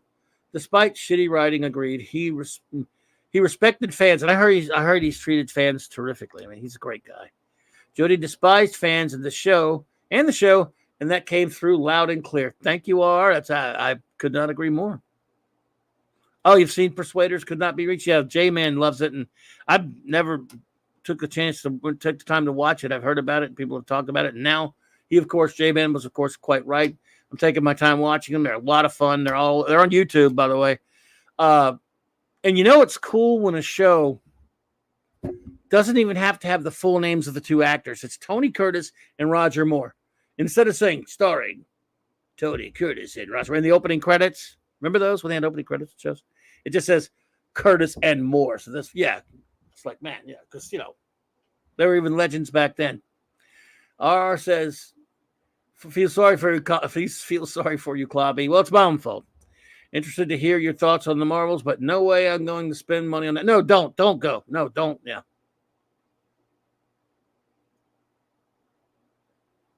Phantom Outsider says, the 1967 Casino Royale was better than the Craig garbage.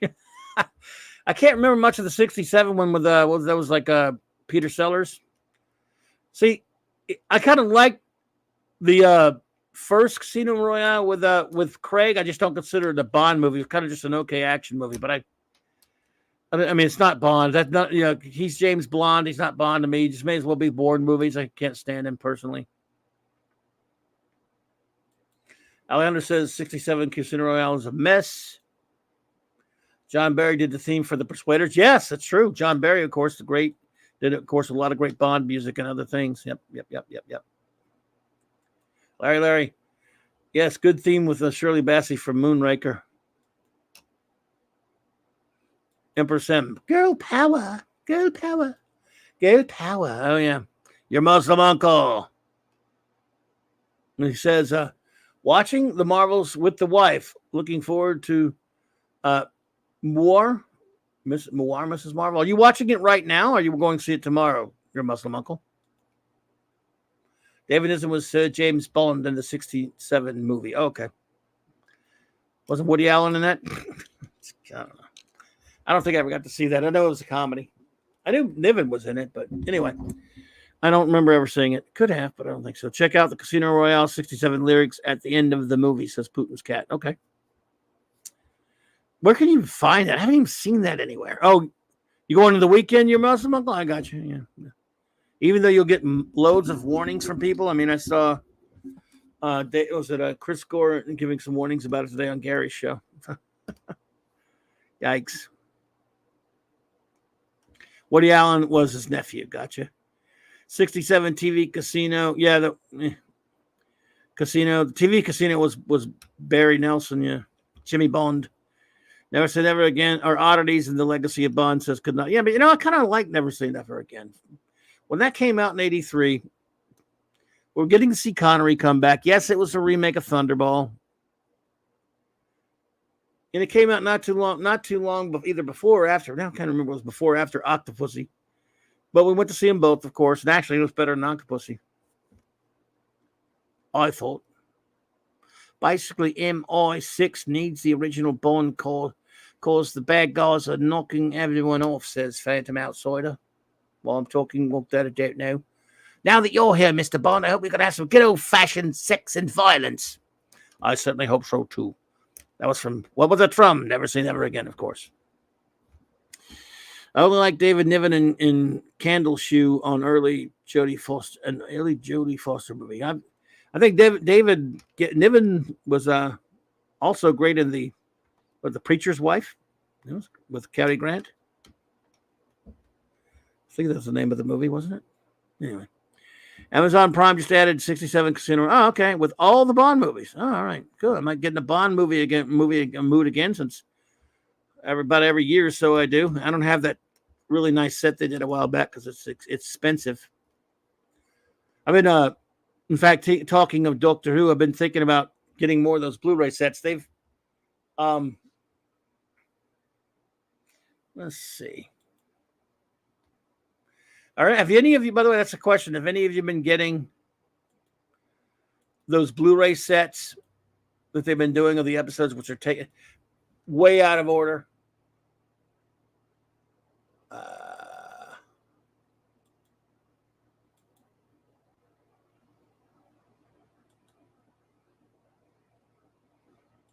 I've only got a few of these. There's the chart. Don't pay attention to the shitty Jodie logo. These are the U.S. I think. Why are they doing? Look, they've done 12 so far. UK versions and US versions. I only have 4 of these. These things get expensive. Why are they doing out of order? Empress, I wish I knew. I got a buddy of mine who has them all, of course. I mean, these things, look, but now, right now, and around Christmas, they kind of go on sale.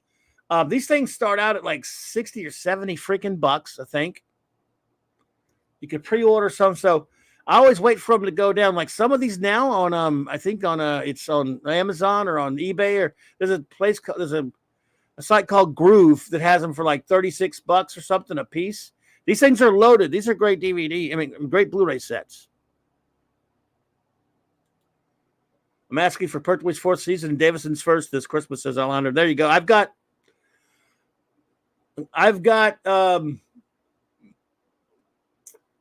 season 10, which of course is Pertwee's 4th season.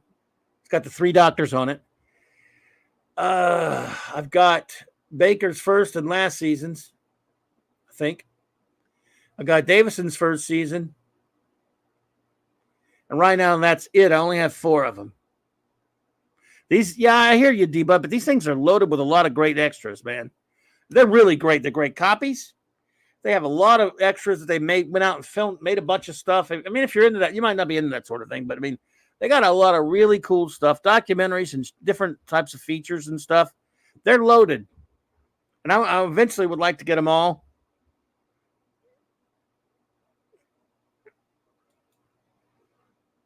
Let's see. Davison's 2nd season is coming out next June or July. That's forever, man. Why are they taking so long? Pertwee has seasons 2, 3, and 4 out on Blue. Yeah, they need to put his first season out, damn it. Fiona, what's up? Good to see you. Just letting Tom Baker and Pertwee shows. I'm just getting in First Doctors 3 stories and David Tennant episodes. I understand. Everyone has their own thing.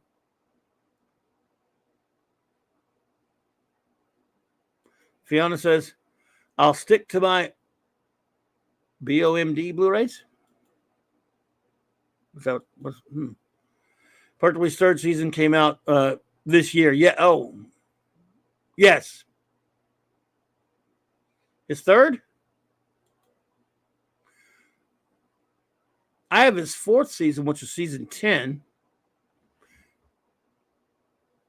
It doesn't help that they label him as by each doctor, like season 1, 2, 3, ever.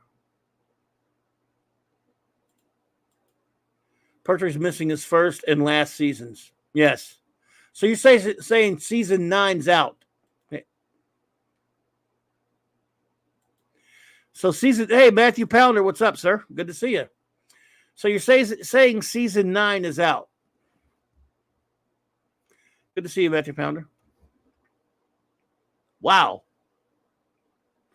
It'll be forever before they do all these because they're taking so long.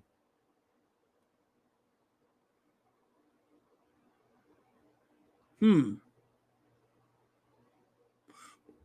order's crazy. They need to finish up Tom Baker and finish up Pertwee at least. And finish. They're doing, like you said, I know they're doing Davison next. Bond, it's streaming on Prime. Oh, but yeah. No, thank you. I'll stick to my physical media. Yep, exactly. Oh, yeah, physical media. Yeah, absolutely. Yes, I'm holding season 9. Oh, wow. So, Gwag, this is an out-of-date list here. Thank you. So, for the Canadians here, Pertwee season 4 is right now. The deal of the day is $42. There you go. That's not bad. It's a lot of these are like $36 now. That is a pretty low price for one of these sets. Yeah, I like to have. Oh, I want the physical copies. I mean, if I'm sitting around fiddling and watching streaming, I just want to watch something. That's one thing. But man, the streaming doesn't have the extras either. Physical media all the way, baby. I mean, I have BritBox, and sometimes I use it, and it's cool. Good night, Brogu. Thanks for being here with us. So fill in the blank for number 9. That means they only have 2 more, like you say, 2 more Pertwee seasons to go. I only have season 10 of Pertwee, but I'm going to get season 8. I can't afford these things much, but I think for Christmas I might try to. I have the Christmas shop for myself, so I think I'll get myself season 8. I think I'm trying to decide.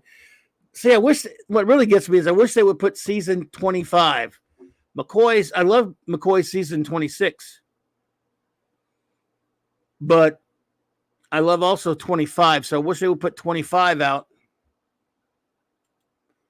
JT says Best Buy is discontinuing the physical media. True. Sales has already put a bunch of Black Friday. Really might be worth checking out for folks who want to pick up some new discs.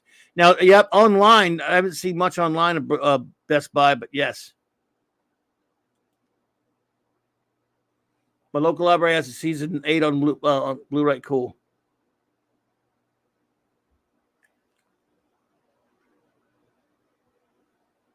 Thanks, JT.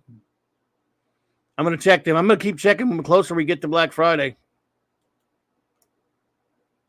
Colin Baker 1, 1 and Tom Baker 3 are even cheaper on current deals. 44% off. There you go.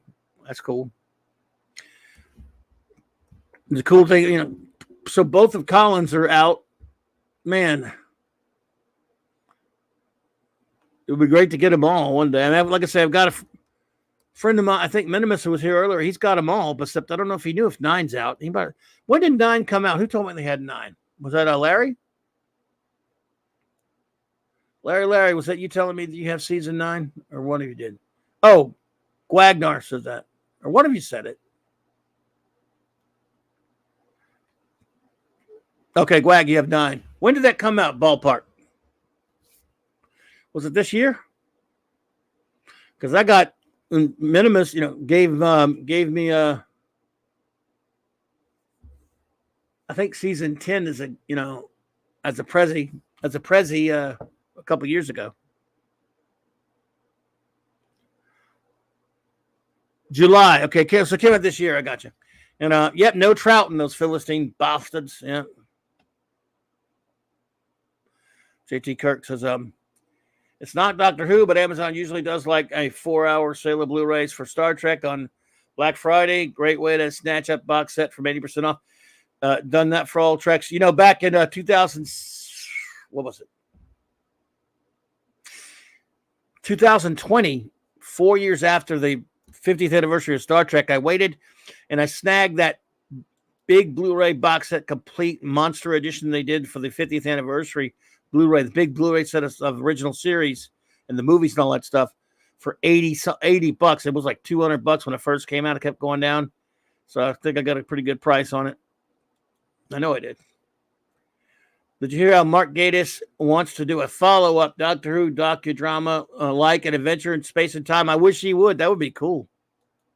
I love Adventure in Time. He should do one from each of the old Doctors. He should do one about Troughton, and one about Pertwee, then one about Tom Baker. I mean, hell. Yeah, I know Troughton definitely has the most missing episodes. Unfortunately, Troughton has the most missing episodes, but but they can still piece together a season, I think. I don't know. It's going to be tougher. He doesn't have, but they do. I guess you just got to buy. They're putting them out individually for Troughton. You could understand that, I guess.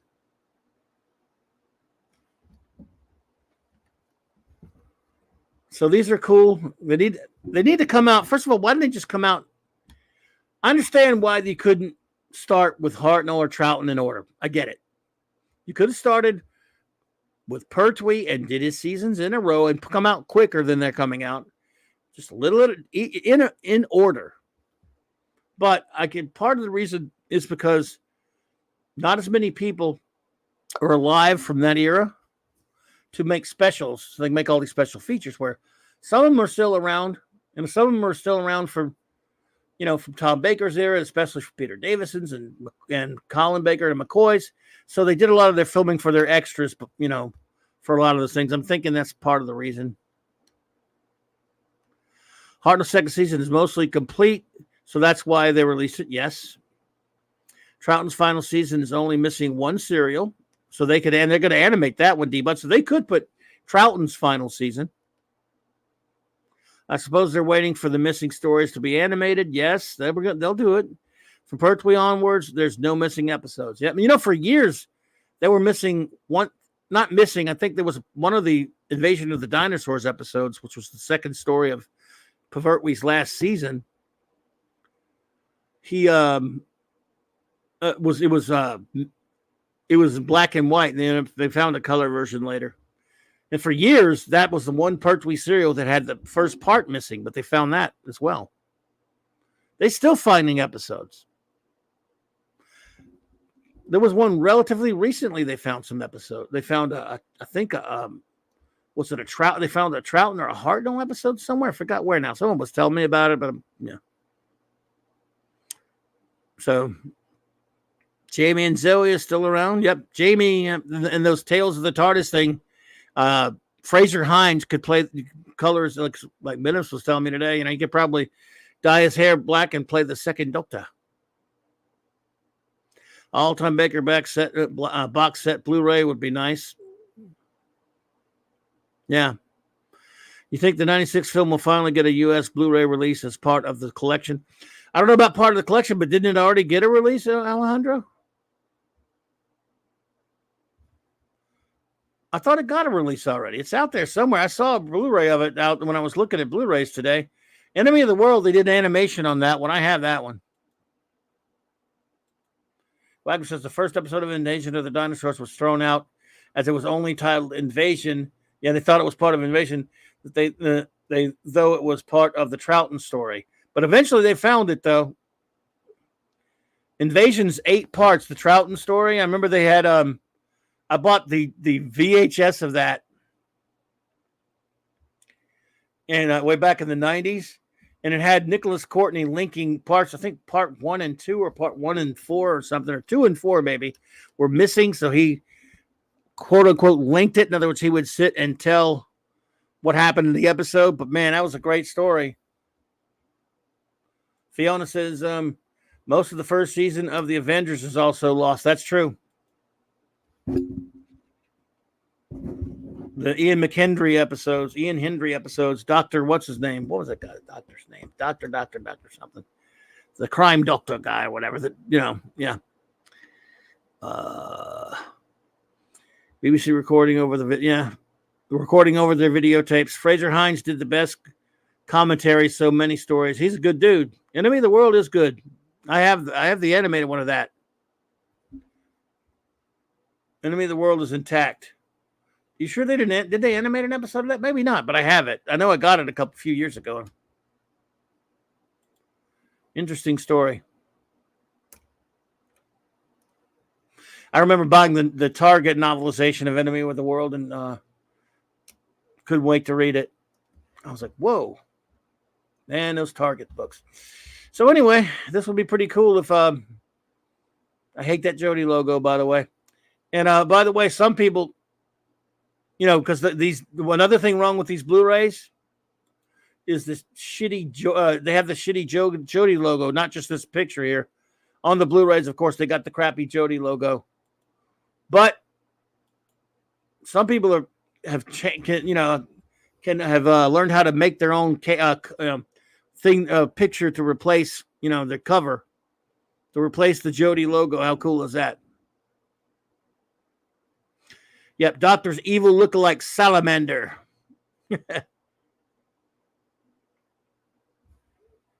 Oh, the 50th anniversary. That's right. That's when I got it. Okay. I have it. Is intact. Web of Fear is missing one episode that they had to animate. Right. I have that one too. Thank you. My memory's garbage. So much lost media out there. TV, sound, films, music. Yes. Alejandro says, I'm fine with the logo. It looks sleek and streamlined to me. It has certain little things in it I hate. It actually has some symbolism I don't like. Those little lines through the D and through the O, the H and the O have a certain meaning, but I don't know. It's just I don't like it.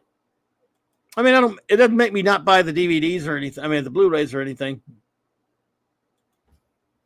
Good night, Risa. I'll draw my own.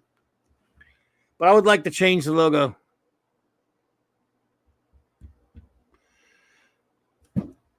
Matthew Pounder says that RTD says they said there will be flux threads in the coming specials. Well, that settles it. I don't know if I want to watch it. Good night, Chris Persia. Have a good one, man. We're not too far behind you, buddy. Thanks for being here. I'll go a little bit longer. So let's see how the poll is doing. For once, I remember to check it. All right.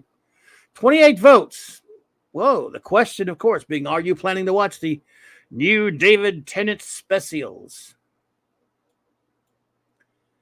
61% says noper, while 39% says yes. Interesting. I knew it would be something like that. I had the feeling. Can't blame you. If you're not watching it, I don't blame you. If I can't find it, I might not even give a crap. Fanty says, when Hartnell was the doctor, the first one, by the way, he started at 55 years old. True. And looked way older than that by comparison. Right now, Tennant is 52. Yeah, that's true. Well, it's weird. It's hard to imagine. I'm much older than William Hartnell when he first played the Doctor. That's just too weird. Alejandro says the Web of Fear animated episode apparently looks awful compared to the other. Yes, animated. I remember it was not good.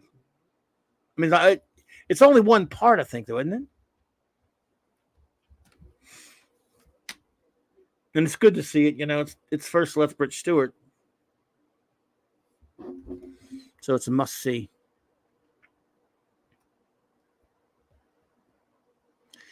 The logo should match the logo from that season. Yes, but they have the stupid official BBC logo. That's a very good point, D. But if they did, the Davison, the logo for each season, that would be perfect.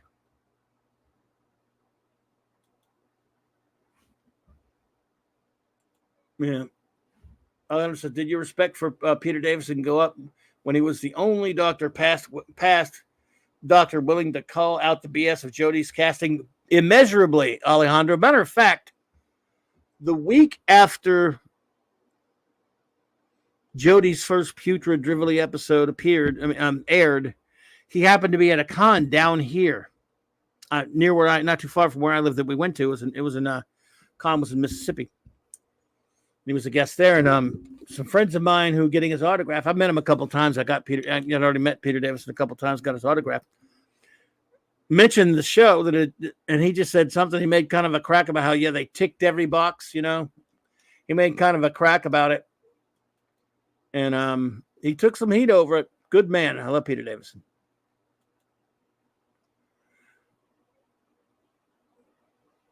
Phantom Sutter, I'm 2 years older than Hartnell and still got carded if I buy NyQuil. I'm not a drinker or a smoker. Me either. No. The Invasion animated eps were well done. Agreed, Matthew. I love that. I need to watch those again. I have it. I have that one. Like I said, I had the old tape with Nicholas Courtney. Let's see here. I know he and Colin got into it a bit in public feud over it. Yeah. Jamie hates Jody as well. Jamie as in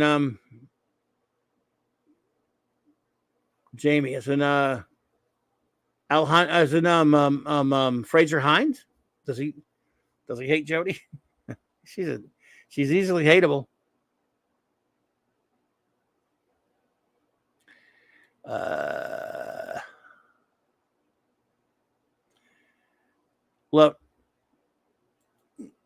Love Davison's 5-ish Doctor reboot special. That was great, and the Time Crash was great too.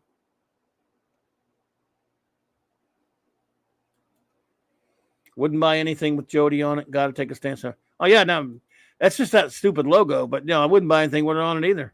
Fraser Hines, yes, good. He's a good man. Well, Jody hated the show and hated the fans, so she can, I guess it's easier because since I'm so against them casting her and she sucks.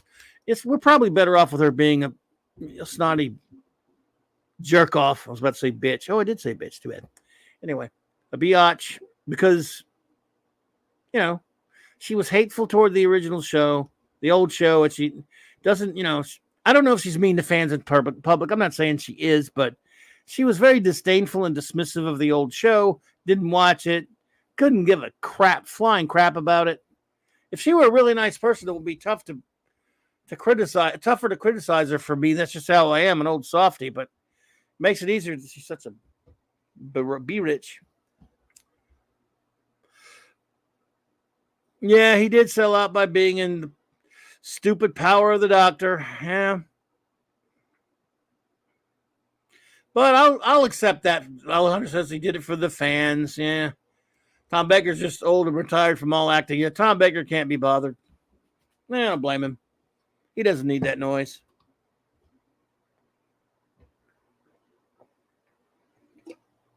And yet William Shatner is traveling the country doing Wrath of Khan screenings. I heard somebody in some chat somewhere saying today they're going either tonight or whatever, tomorrow night to I think tomorrow to I don't know where, but one of those Wrath of Khan screenings that Shatner's hosting. Man, imagine getting to go to that. They came close to me. I would want to go. Day of the Doctor will always be his final appearance. That's for sure. Would you like a jelly baby? Yeah, he still does sign things. Yes, absolutely. Quite honestly, I can't understand a damn word Jody says. It's a fair cop. Yeah, well, who can really? Who? Yeah, I did, D-But. I said a bad word. Or said a bad word. I should say when I say beach, I should say it like you can't really tell what I'm saying. So that says just the bloody beach, like that, That way you can't tell what I'm saying. Maximum Redstone says the architectural style and early maniac. Is early maniac? Ah. We like villa quotes around here, sir.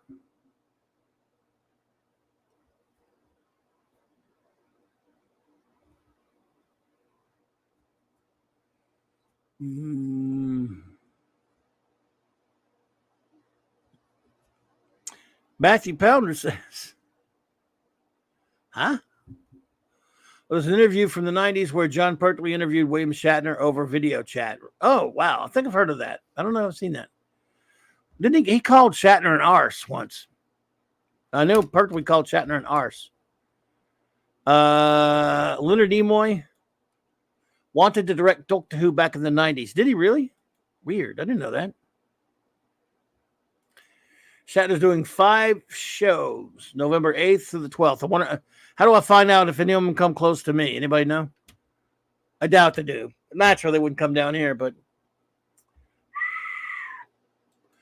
So I do remember in some interview with Pertwee, he says he was saying that lovely Jimmy Doohan, unlike that arse Shatner. Oh, no, I think I did see that. Someone showed that to me somewhere. Take a ticket, make it gay and weird and lame.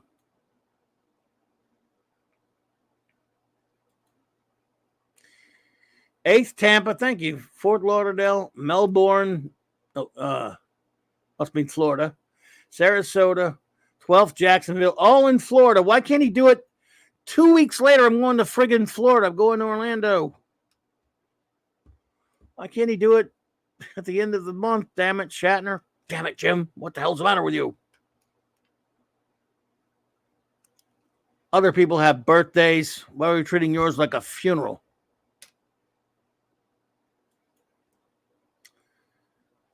But could not be reached for further comment. I wonder if Paul Darrow would have made a better master. I don't know. Probably would have been great. I mean, I don't know. I loved Anthony Ainley, though. Come on, man. You didn't like Ainley, Gwag? I loved Ainley. I mean, there's no Roger Delgado. No one's going to top Roger Delgado.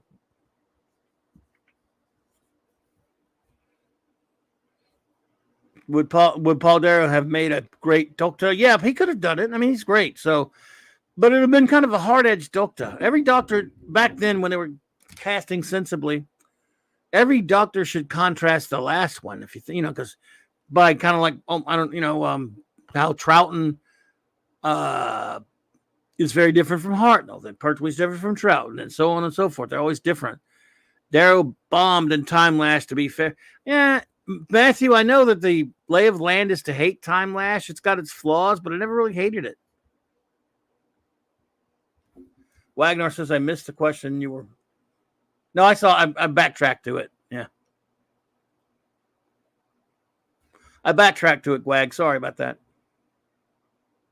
I do miss stuff from time to time with my terrible eyesight. I have the power of life and death over all of you. I have nothing against Ainley as the master. Yeah. But no. Okay, I got you. No, I understand. I hear you, Gwag. I might go watch Legopolis. Let's see. That's what we'll do. Before we close out, I say we all go watch a Doctor. It doesn't matter what it is. I say right now, if you had the time, which Doctor Who episode? Just right now, because I don't know if any of you do it like I do. Sometimes I get in the Doctor Who mood, right? We'll close out with this little exercise. And go, if you just wanted to throw one out there, just for the hell of it, a random one that you feel like watching. Because the other day I watched Death of the Daleks just because I hadn't watched it in a long time. Wasn't great or anything. I watched Monster of Peladon, just hadn't watched it in a long time. So let's just say, and we'll close up with this. What episode? It could be, watch School Reunion too. So there you go. I love that one. What would right now? I'm going to star every one of them and read them. If you just were to pick a random Doctor episode to go, you go and you sit back. It's late at night. You want to enjoy it. You're in a Who mood. You hadn't watched one in a while. Any season, any episode. I mean, you can even pick if you want to pick a Jodie one. Well, hey.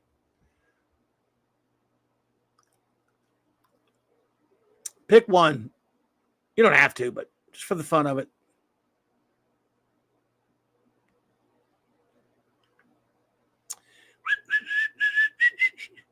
Wasn't Darrow a unit soldier to Pertwee? Yes, he was in Doctor Who and the Silurians. Isn't it funny how that episode's not called the Silurians? It's called Doctor Who and the Silurians. But yes, Paul Darrow is in that episode. And, of course, Time Lash. Okay. Anybody else got one? Max has got one, and he's got a great one I might go watch. Bump, bump. There you go. We got another one there. Whoa. Well, you like that sad one there, Alejandro. You'd like to see Tegan leave. RR. Is that the one? Oh, there you go. There you go. D-Buds picked a couple. Are you picking that one too? Okay. Anybody else? I'm not saying I'm asking for necessarily your favorite Doctor episode. We're going to do that later. Just one, like if you went and just said, let me just throw one on there. Love the Three Doctors. That's great. In fact, don't necessarily give me your favorite unless you just because we're going to do that the week after next. Like our favorites. I'm going to do a countdown of my favorite episodes. There you go. There you go, Alejandro. I'm starring all these. And oh man, good choices. I love the choices. I gotta pick one now. I already forgot which one I said before. Whoa, I like the choices here. This is tough, man. That's why I use BritBox, because I gotta just pick one at random. Unless I already have the episode, but even if I have it on DVD, I'm too lazy to sit there and watch the BritBox of it. We pay for it after all. But even though I got the episode, most of the episodes. All right. I watched The Pirate Planet the other night. Oh man, great one, Fanty. Yeah, I mean, they've got another one vote for that. We got some. I'm like, man, I think if I almost want to go watch Remembrance of the Daleks. I love that one. Three Doctors. Some people are picking multiple ones. Oh, look at Alejandro's. Let the talons of Wing Chang shred your flesh. I'm sorry. That hurts. Shada Indita. Wow. Okay. Got a bunch of them collected. Some of you guys voted like 4 or 5. You're going to watch a bunch of episodes. Like, okay, which is cool. I know I am. I might go watch one. So let's see. Max Redstone said City of Death. I might go watch that tonight. Man, I love it. The great Douglas Adams. Alejandro says Resurrection of the Daleks. He wants to see Tegan out of there. What a sad one. Daleks have come. Davros has come as your executioner. D-Bud says Pyramids of Mars or Brain of Morbius has to be a Sarah show. Yes. Pyramids of Mars is fantastic. And I love Brain of Morbius as well. So there you go. Great stuff. Max Retzer says R says City of Death is the best series ever. It's wonderful. Love it. Heatsinker says the Three Doctors. Love it. Love it. Love it. Let me see if I got any more.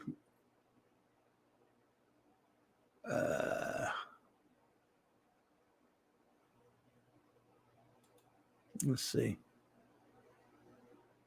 Man, put a bunch of episodes up there.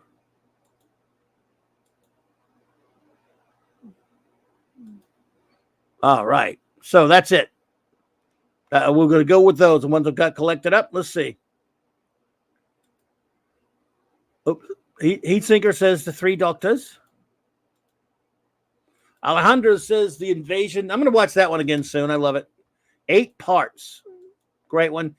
Inferno, as I call it, because it's sort of like the Mirror of Doctor Who. Mirror is my favorite Star Trek episode. It is a good episode of Doctor Who as well, of course. Let's see. I love Pluto TV. Sometimes I just switch it on there, even though they got commercials, and just kind of, if I'm relaxing, knowing I'm probably going to fall asleep soon, I'll just turn it on there. So Inferno for Matthew Pounder, love it. Brigade Leader. Ambassadors of Death. Well, you can't go wrong with Roger Delgado. Great one. That's a great one. Guagnar, of course. RR says, after City of Death is Genesis of the Daleks. Greatness. Is a series that, this is my first ever episode, by the way. This stays with you. I love the whole Key to Time saga, as well as the power of, even the power of Kroll. Yep. Yep. Ribose Operation, Pirate Planet, Stones of Blood, Power of Kroll, Armageddon Factor. Pyramids of Mars again for Fanting. This one of my all-time freaking favorites. It's greatness. Ark in Space, great one, Alejandro. Another one of the top episodes, a great one. Kadami Reach says Three Doctors, Inferno, Sea Devils. Love them all. That's some great Pertwee stuff there. I love the Three Doctors. That's just pure fun. Pure, silly fun. It's so good. Inferno again. And, of course, the Sea Devils is one of my top favorites as well. The Master, of course. What a great scene at the beginning, when early on when they go visit the Master on that prison island. The Talons of Wing Chang. Love it. Shada, especially that new version of Shada that they did,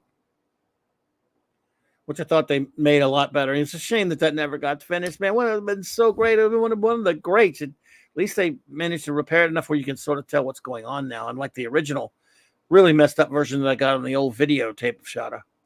Sea Devils is great. Yes, agreed. Love it. The Time Warrior, first with Sarah Jane and first Sontaran episode. Time Warrior is also the first time they mentioned the planet Gallifrey.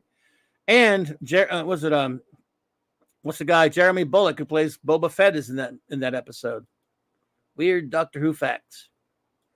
Alejandro, Revelation of the Daleks. That's an interesting one of the offbeat episodes for Colin. Last one of his first season. And Vaseline of the Dinosaurs. There you go. You know, that episode kind of made me sad with what they did to Mike Yates. Gwag says, if you could handle reconstructions, I would say try the loose cannon version of the massacre and of St. Bartholomew's Eve. Okay. Tediousness. Battlefield. Love it, love it, love it. Man, I want to talk about that episode a second. First, we'll see Muslim Uncle. Your Muslim Uncle puts also Pyramids of Mars. Yes, again, a beloved episode. Okay, Battlefield. You guys are mentioning a bunch of them, though. I mean, 3 Doctors, 5 Doctors, all these episodes you're mentioning. The Demons, greatness. The Aztecs, Mind of Evil.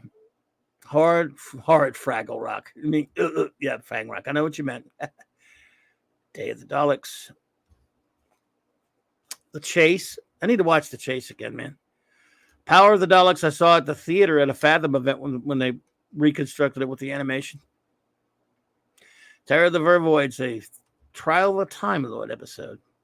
So, Battlefield. Here's one thing that really I think was a horrible missed opportunity on the part of Moffat. RTD or Moffat, but especially Moffat.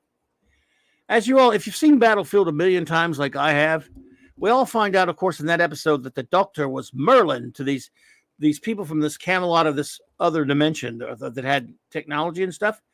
And when Ace asks him, "Are you Merlin?" he says, "No." He said, "But it could be in the future, my own personal future, that is," because they all know. Even though they didn't know his face, they said, "Well, we don't you recognize me then? It's not your aspect, but we know you drive the ship of time. You changed many faces." They're calling him Merlin. They think he's Merlin. How about it? They should have done a great Matt Smith episode where they do that story where he goes to that, somehow ends up in that universe where the Camelot happens with higher technology. They all think he's Merlin. There would be like, again, sort of like a prequel. At one time where a prequel would work on a time travel show, because I don't like prequels much. A prequel to Battlefield would have been with Matt Smith as Merlin, as the Doctor, and meeting Anselin and Morgan Le Fay and all this stuff. That would have been, why couldn't they do that? What's wrong with you, Moffat?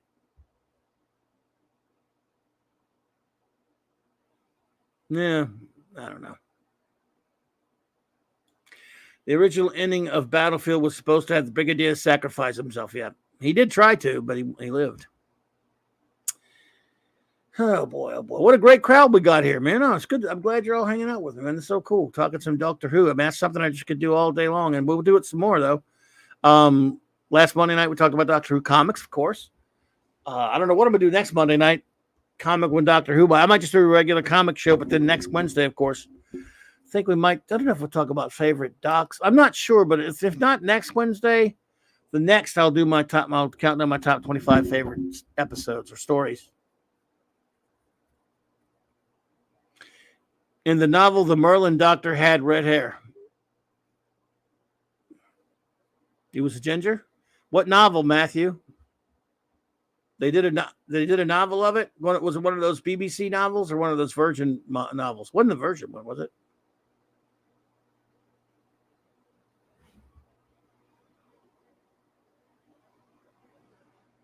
Favorite companions and docs and companions. We'll probably do that. Everyone will be able to give their own. At least didn't do that the Merlin story with Jody. Yeah, that's the one good thing. Matthew, I got a bunch of those books. Did they do one? But I didn't get them all. Did they do one about Merlin? I mean, well, it was one of the Virgin books, because the Virgin books were in the early part of the 90s. Then they changed to BBC books. And back then, except for the stupid Fox movie, the only Doctor Who you can get outside of those comics in the Doctor Who magazine were the novels. And I remember right after, just a few years after the show was canceled, season 26, we got those. The first 4 books were the Time Worm series. We might talk about Doctor Who books, even though it'll be the comic show. The Time Worm series, it was 4 parts, 4 different books. Terrence Dix wrote the second one. Did anyone read the Time Worm books? Those were the first books that came out that were original stories, novels, after McCoy's show season ran out. Hottest companion stream. So I was wondering if any of you ever read those. I thought those were really good. I got to get those. I don't think I have them anymore. But then, of course, as you all know, the Human Nature, the episode that was, of course, adapted by RTD for a Tennant episode, was actually initially a Sylvester McCoy novel by Paul Cornell, who changed it. Anyone ever read that one?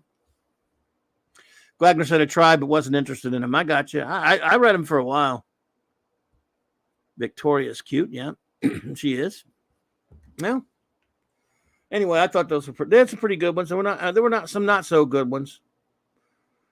And then of course for a while the Doctor started traveling with Bernice Summerfield, and eventually Ace left him to go fight Daleks. But of course now we know she ended up back on Earth. All right, closing up the poll here. 29 votes. Question: are you planning to watch the new David Tennant specials? 62%. No, sir. Nada. Well, 38% said yeppy.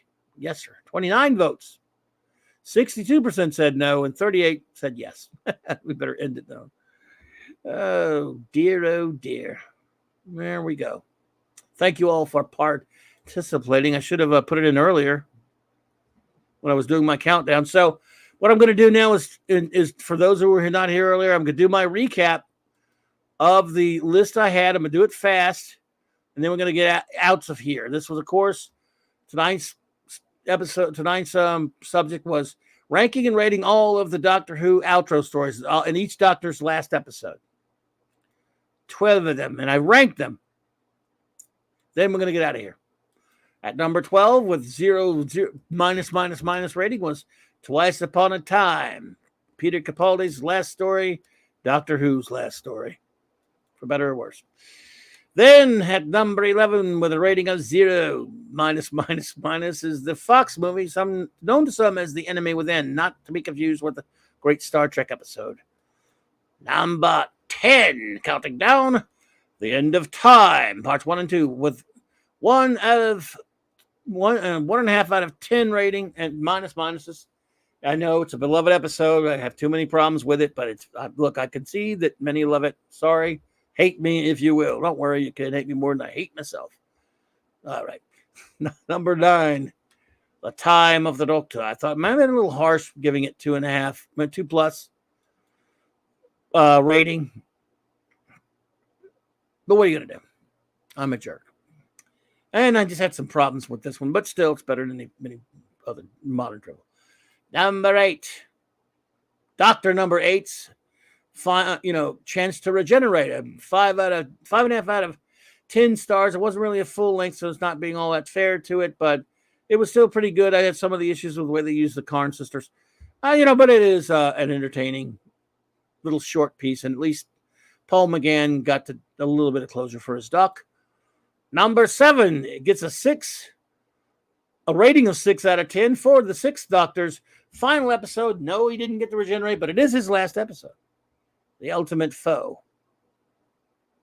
And it was actually a pretty entertaining episode, a bit uneven and weird in some spots, but we got a great performance, not only by Colin Baker, but Anthony Ainley as the Master, and of course Michael Jason as the Valiard. And he's like 88 years old and still kicking. Good for you, Valiard. Rail yard, boat yard, snackers yard. Let's see. Number 6 is a 6.5 rating for The 10th Planet, the lost episode of the first. William Hartnell, the first. Did I say first? First Doctor. Not the 500th frickin' Doctor. The first goddamn Doctor. All right. Problem story. He was kind of sick most of the time when he was making it.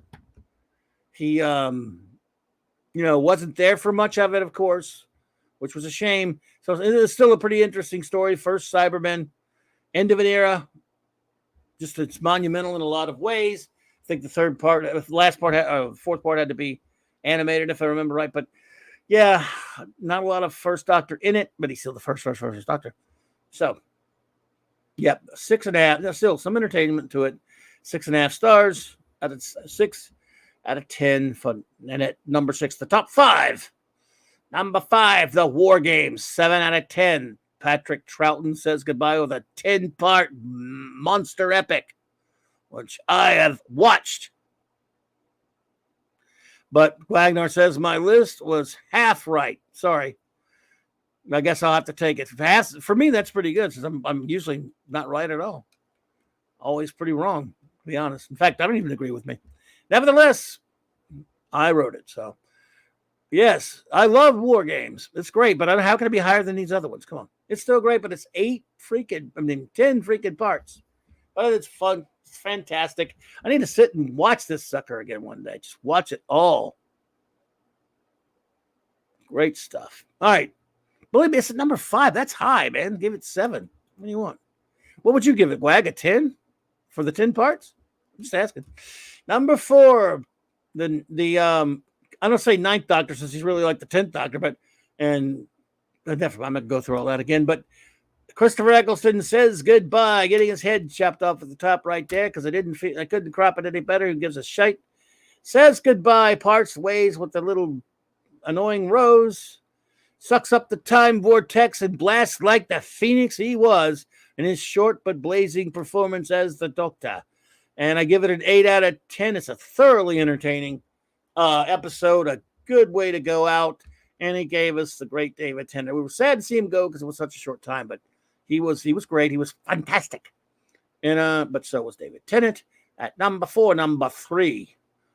Number 3, again fitting, the 3rd Doctor, the great John Pertwee says goodbye to us at an 8.5 out of 10. Epic brilliance, 6-parter, Planet of the Spiders. Yes, indeed. The Doctor, you got Doctors James Bond in the Who-mobile, in the big chase scenes, fighting occult giant spiders with intelligent spiders with with telepathic abilities. The Metabelus crystal, which he stole in an earlier episode, it means his doom. And he meets an old Time Lord friend who helps him regenerate into Tom Baker, and then just an all-out classic piece of brilliance. Number 2, Logopolis. What a wonderful adventure. 9 out of 10 from me. Tom Baker, it's the end, but the moment it's been prepared for, because he was the Watcher all the time. Yes, people of the universe, your attention, please.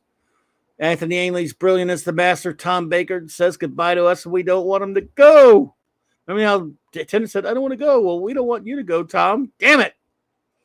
But we get the great Peter Davison after that. And that, speaking of, my number 1 Doctor Who outro, goodbye episode, is The Caves of Androzani, one of the greatest Doctor Who episodes of all time. My favorite regeneration scene. I love everything about this episode. I think it's a 10 plus. Of course, I rate it. I think it's a masterpiece of storytelling, the likes of which rarely seen by Doctor Who. I just think it's brilliant. And of course, what a cool regeneration scene. And quite frankly, I love Colin Baker, but he's never looked better than he was wearing Peter Davison's dirty uniform, dirty cricket outfit. Sorry.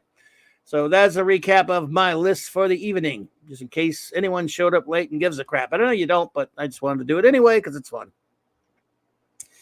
RRT and Z, thank you so much for the super chat. I appreciate that. It says, question, Doctor Who, Trek TNG crossover, yes or no? What's your gut reaction? My gut says yes, but only 80s and 90s writers not today's. Well, I can tell you this. Yes, it would be. Yeah, agree with that. Only older writers. But you could at least have fun entertaining the idea with a. I don't know if you read comics, RR, but IDW did do a comic that was kind of fun. In fact, I might show that Monday night. I think I'm going to talk about more comics and show. I might review that comic. I tell you what, I'm going to review some Doctor Who comics Monday night. Thank you for helping me decide. It was a Star Trek: The Next Generation 11th Doctor and Amy and Rory crossover team up by IDW called, oddly enough, Doctor Who Star Trek: The Next Generation. I'm not sure that it happened at IDW, as Alejandro just now he states. There you go. So I might review that Monday night. It was pretty good. It was kind of like a painted type of art. But there was this one bonus issue that's a throwback that has had a story that had the fourth Doctor meeting the original crew of the Enterprise and like a little, which is kind of fun. So it's fun all the way around. I think that's what I'm going to do for Monday night. I'll review it, so I'll show it to you. It's the Doctor, Amy and Rory, the TNG crew versus the Cybermen and the Borg. What could be more fun? And so, yeah, how about that? We'll talk about that. We might talk about some other Doctor Who crossovers. There was a DS9 crossover with the 11th Doctor and Clara that was planned but eventually canceled. Yep, IDW. Wasn't there an episode of Enterprise where they found a ship that was bigger on the inside called Future Tense? That is correct, Wagner. That was one of the Temple Cold War type things. For a while, they thought it was Zephyr Cochrane's ship, but it was not. They figured something out with Daniels, I believe. But yes, you're correct. Future Tense would be the name of that second season episode of Enterprise. So anyway, of course, tomorrow night, let's do our show notes and shout outs and get out of here. Let's see. Bop. Where are we at? Okay, so tomorrow night I'll be hanging at the great Tom Connor's Midnight Says After Dark channel around 6 Central if I'm back home in time from suffering at the Marvels. Yes, I'm going to be reviewing it, folks. No, I don't know if I'll even review it. I'll just tell you what I think. I mean, I'm not going to spend a lot of time on it, but I'll talk about it. Maybe on the Clubhouse a little bit. And no, I'm not thrilled about it. Ugh, God. Anyway, and then, of course, that Clubhouse is in session tomorrow night, as always. Same Clobby time, same Clobby channel. 9 p.m. Central Standard Time, 10 Eastern. It will be Raquel and Mark and I will have our usual review, episode 5, season 1 of Blake 7, and our ongoing reviews of episode by episode each week of Blake 7. The Web is the name of the episode. I think Mark will be doing a watch party on his channel before our show tomorrow night, if anyone's been watching that. So he'll be doing the watch party. And then, yes, and we'll have review our next issue of Star Trek: The Early Voyages, the Star Trek comic we've been reviewing. And maybe a Tales of Tomorrow that Raquel might be able to review. We'll see about that. That's again tomorrow, 9 p.m. Eastern. Central, 9 Central, 10 Eastern. Sorry. And then, of course, Friday night on my good buddy J-Man's channel, 6 p.m. Central, 7 Eastern. Sean and J-Man and I back reviewing, as we do every week, Jack Kirby's Fourth World Saga, 3 issues apiece in chronological reading order for the saga. We're past the halfway point, having a ball doing this, just so much fun, really enjoying it. So can't wait for that. And then at 8:30 Central, our good buddy 32 Flavors of Nick Weiser has the Friday Night Comic Shop Talk, 8:30 again, like I said, and the Comic Shop boys and Nick and I just hang out and shoot the shit about comics. Sometimes there are topics, sometimes not. It'll be fun. And then Saturday night Star Trek, same Trek time, same Clobby channel, 9 p.m. Central Standard Time. 4 more episodes of the 3rd season of Star Trek Voyager, reviewed by my wonderful first officer and I, the amazing Commander R.M. Briggs. And we have such a great time doing that, or at least talking on the show. The episodes, that just depends. But yes, great fun. Everyone showing up. We all review it. You help us review it. So, and Saturday night Star Trek is a blast, and I thank you all who've been hanging out with us there for all this time. Got a long way to go. It's a long road getting from there to here. So Sorry. And then Monday night, the great Mark D with a C, the chief engineer himself, on his illustrious channel. Please go there. There's a link in my description below. I don't have a link on me right now. I'm never prepared. Anyway, please go, if you have not, please go subscribe to his channel and join us Sunday night, 10 p.m. Eastern, for Sunday Night Geekery, where you just sit out and kind of finish up the week and try to, kind of a good way to just kick back and geek out for the end of the week for some late night fun. And of course, sometimes it becomes Sunday Night Eatery when he talks about food and stuff. Then Monday night, it's the B Monday, the second Monday of every month, and that means Earth B, the great J-Man and I are reviewing a comic by the craziest, the nuttiest comic book writer of all time, the great Earth B man himself, Bob Haney. If you've never read a Bob Haney comic, you're in for a treat. We have a lot of fun. We review a Bob Haney comic each month, and looking forward to that. So I want to thank you all for being here with me. And then, of course, later there'll be Monday Night Mark C Comics Talk, but we're going to talk about some more some more Doctor Who comics, I should say. So, no, Putin's cat looks like George Harrison, but it's really Bob Haney, the legendary DC writer. Oh, Zany Haney indeed, Matthew. That's what they called him. So, all right, everybody. Thank you so much for being here with me tonight. I really do appreciate it.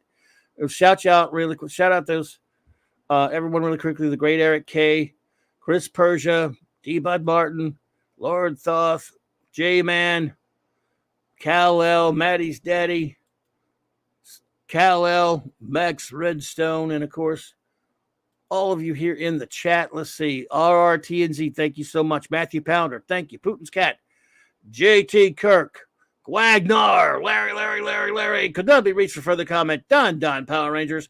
Let's see here. Alejandro, thank you so much for your participation. I really appreciate you being here. It really means a lot to me. All of you, of course. Let's see here. Who else? RR, I think I already said RRT and Z, of course. Thank you so much. Again, thank you for the super chat, by the way, as well. Who else is here? Anyone else? Don, did I get you? I think I got you, Don. Your Muslim uncle was here. Thank you so much. Heat Sinker. Thank you. Could not be reached. I don't think I got you already. Just making sure. So looks like I got most of the people here that, because all of us, Max Redstone, got you, buddy. Of course, got you shouted out. I think I got everybody shouted out. Fiona was here, though. The lovely Princess Fiona popped in. Always good, classing up the joint with some loveliness there. We like that. Putin's Cat, I think I got you. See, I have a garbage memory, so I just want to be sure. I'd like to get everyone shouted out. And I thank you so much. Anyone who's lurking out there and lurked, thank you so much. And if you're watching this on a download or a repeat, whatever you want to call it, rewatch, whatever they call it, thank you. I cannot thank you enough. Please like and subscribe if you're so inclined. But you don't have to, just as long as you listened and you hung out, and that's cool enough, really. Empress and M, thank you so much for being here. Jonah Hex popped in. See, we got a few people, and a lot of people. Really, your participation tonight was amazing. Everybody had, it was lively. Captain Infinity and Beyond, old buddy, popped in as well. And so, I just can't thank you all enough. You all kept the chat jumping.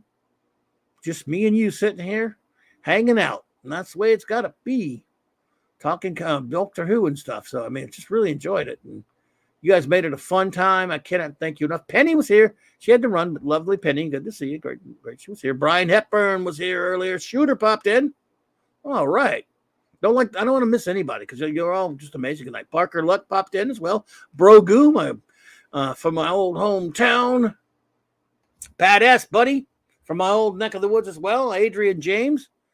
All right. Thank you for popping in. J-Man was here earlier. Minimalist was here as well.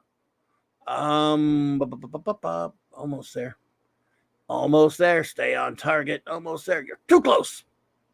Lost Tyree, lost touch. It came from me. Okie dokie. I think I got everybody, but I just won't be sure. Would like to be sure. Oh, World Made of Cardboard was here as well. All right. You get shouted out whether you want to or not. What can I tell you? Thank you, World Made of Cardboard, for being here. Almost there. Stay on target. Almost there. I know it's the tedious scrolling bit. Everyone's probably already checked out, but love for you. Love that you're all here with me tonight. I just don't want to miss anybody. And it looks like I got everybody. Keely Chow. See, I didn't get Keely. Keely Chow. Roll Tide with member chat. In fact, so there you go, Keely. Thank you. And that should about does it. Yeah. But I'm double checking.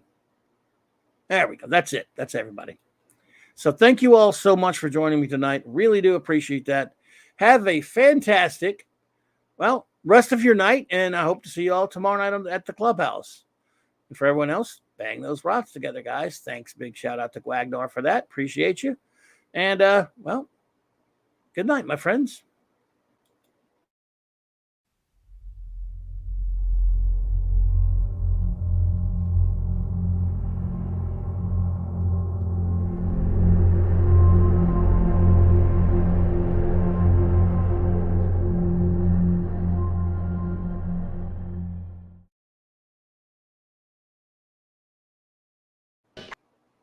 Groovy.